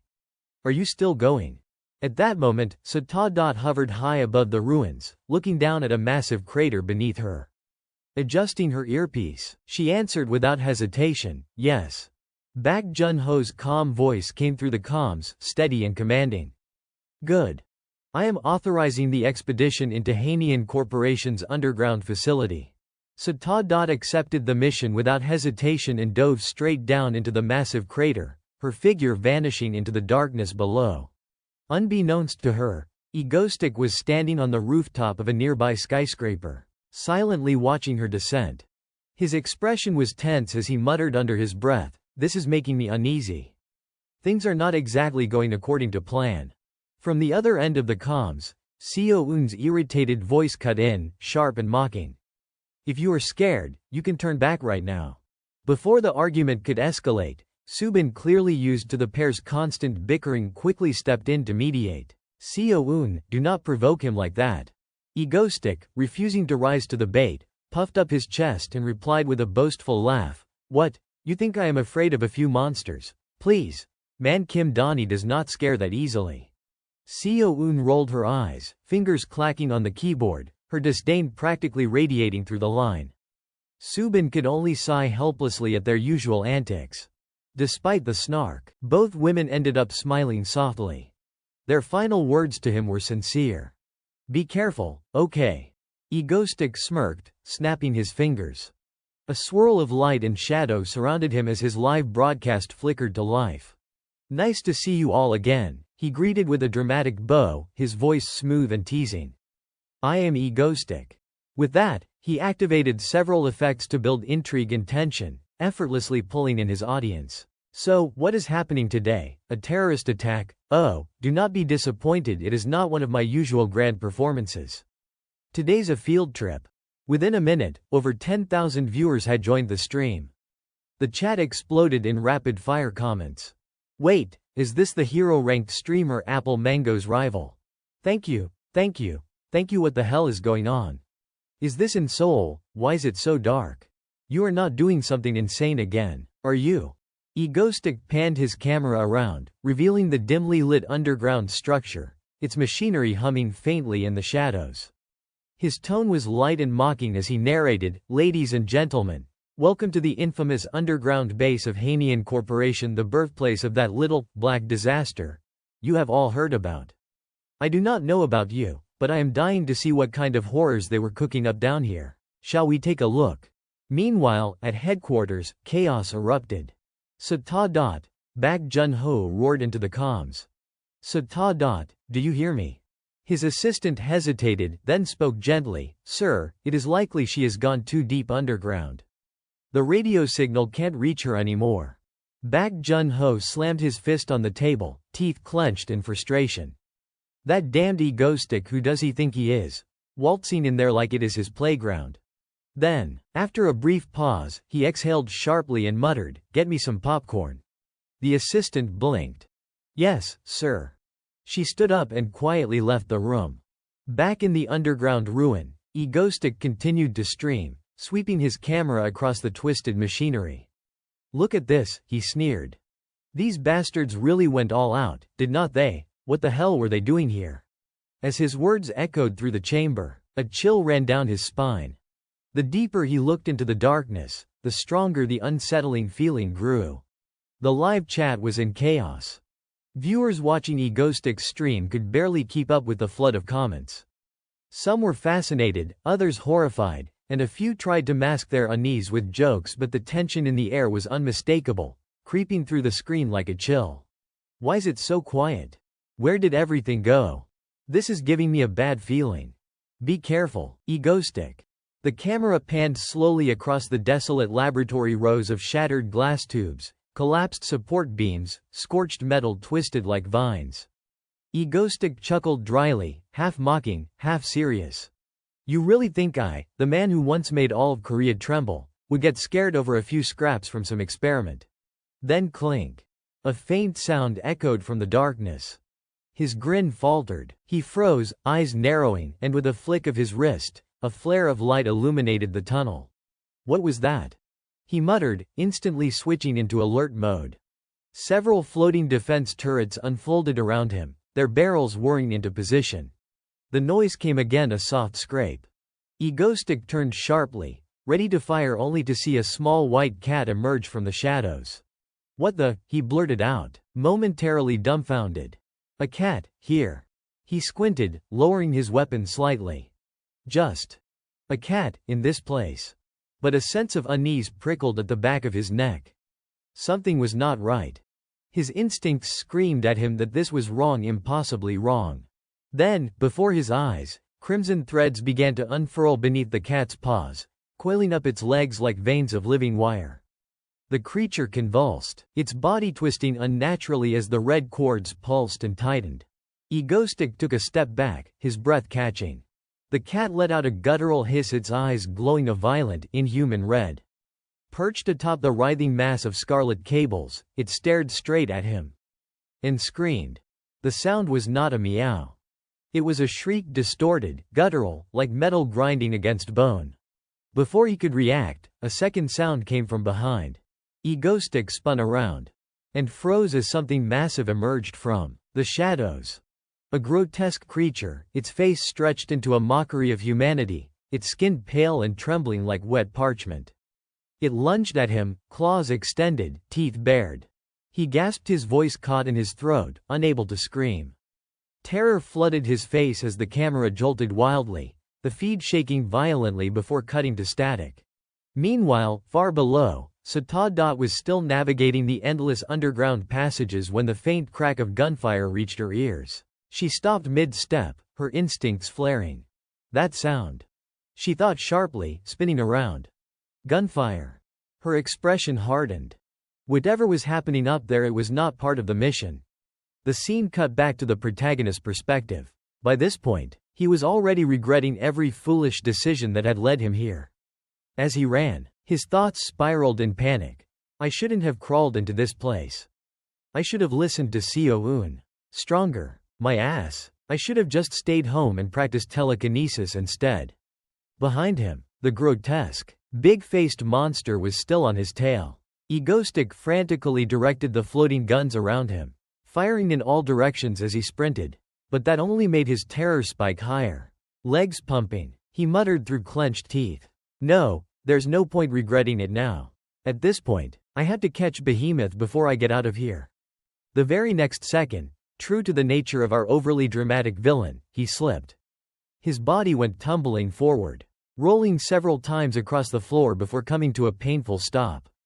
His face contorted as he groaned, darting a glance behind him. As expected, the monster had seized the opening and closed the distance. Drool dripped from its gaping maw as it loomed over him, ready to devour its prey. Out of options, Egoistic gathered every floating gun at once and unleashed a barrage of firepower.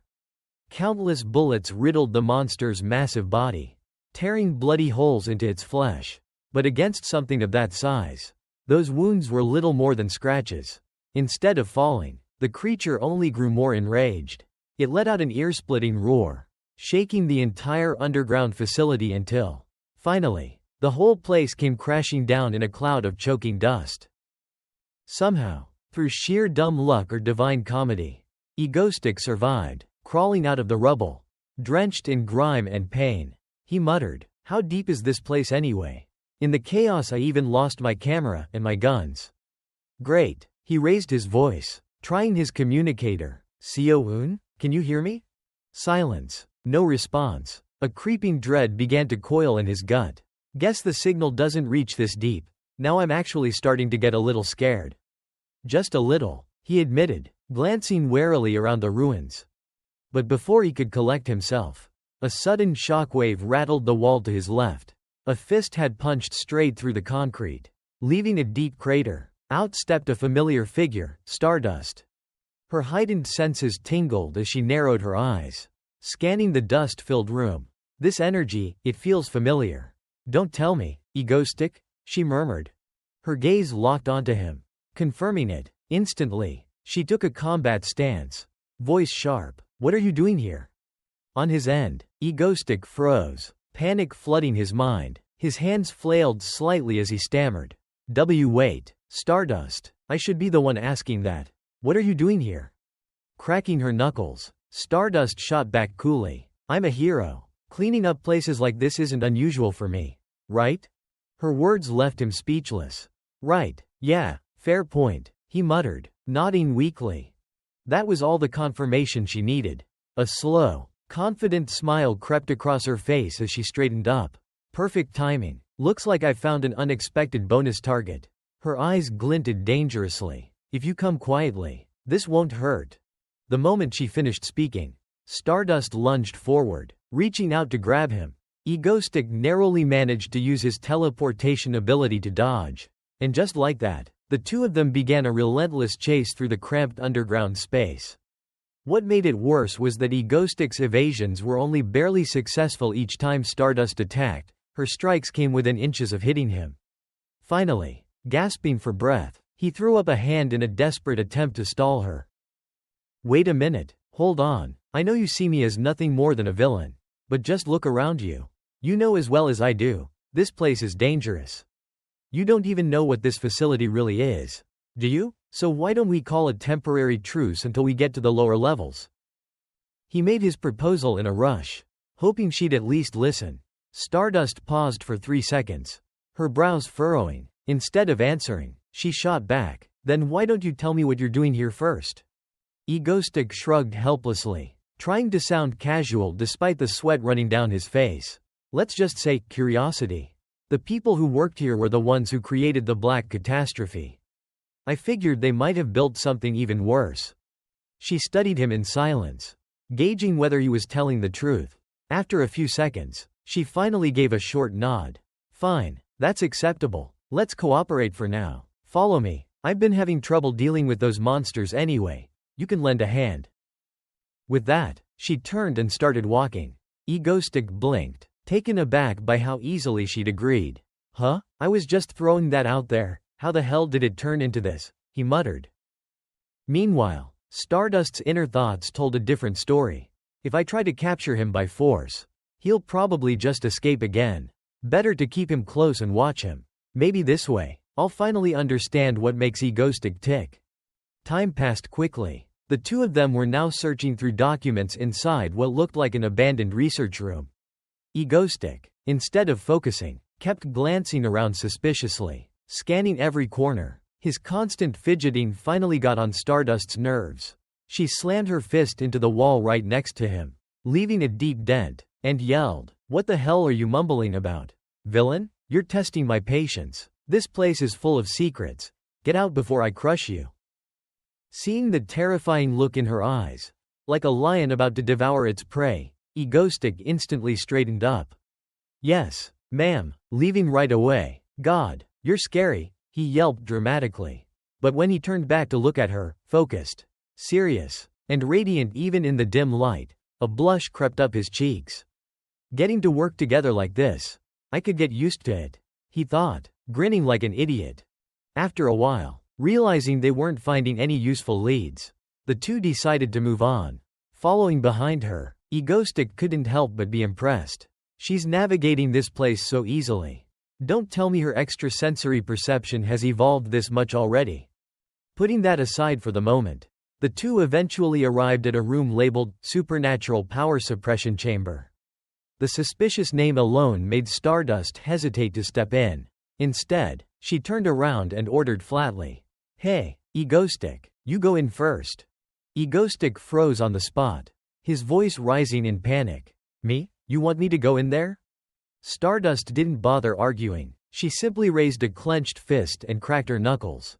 A silent but terrifying threat. Seeing that, Egoistic immediately backed down. "Of course I'll go in. Naturally. I'll go in," he said with a forced grin. Though his thoughts told a different story. She's totally treating me like a lab rat. Reluctantly, he pushed open the door and stepped inside. To test the room's effect, he took off his hat and tossed it into the air, then tried to control it with his telekinetic ability. Nothing happened. He frowned and concentrated harder, closing his eyes to attempt teleportation next. Still nothing. "It really doesn't work?" he muttered under his breath. From outside, Stardust's voice came, slightly dark and doubtful. "Seriously?" Egoistic didn't have time to respond. Just as he was examining the walls, a loud boom erupted behind him. Startled, he spun around, only to see Stardust standing before a cracked wall. Her fist still half raised, bits of debris falling around her. "I just wanted to check if it really nullifies powers," she said matter-of-factly, brushing dust off her gloves. "Turns out it does. I don't lie about things like that." Egoistic stared at her, wide-eyed, half in awe and half in fear. She broke through that wall with nothing but brute strength. That's so damn cool. But wait, what if the whole place collapses on us? Still, deep down, he couldn't help but marvel. Her raw power's grown so much. It's honestly terrifying. Before he could think any further, a blaring alarm suddenly filled the chamber. Red warning lights began flashing across the walls. The atmosphere instantly tensed. Both of them froze, the same realization striking them at once. We're trapped inside a sealed chamber. No supernatural powers. Just a hero and a villain, alone together? No way. This can't be happening.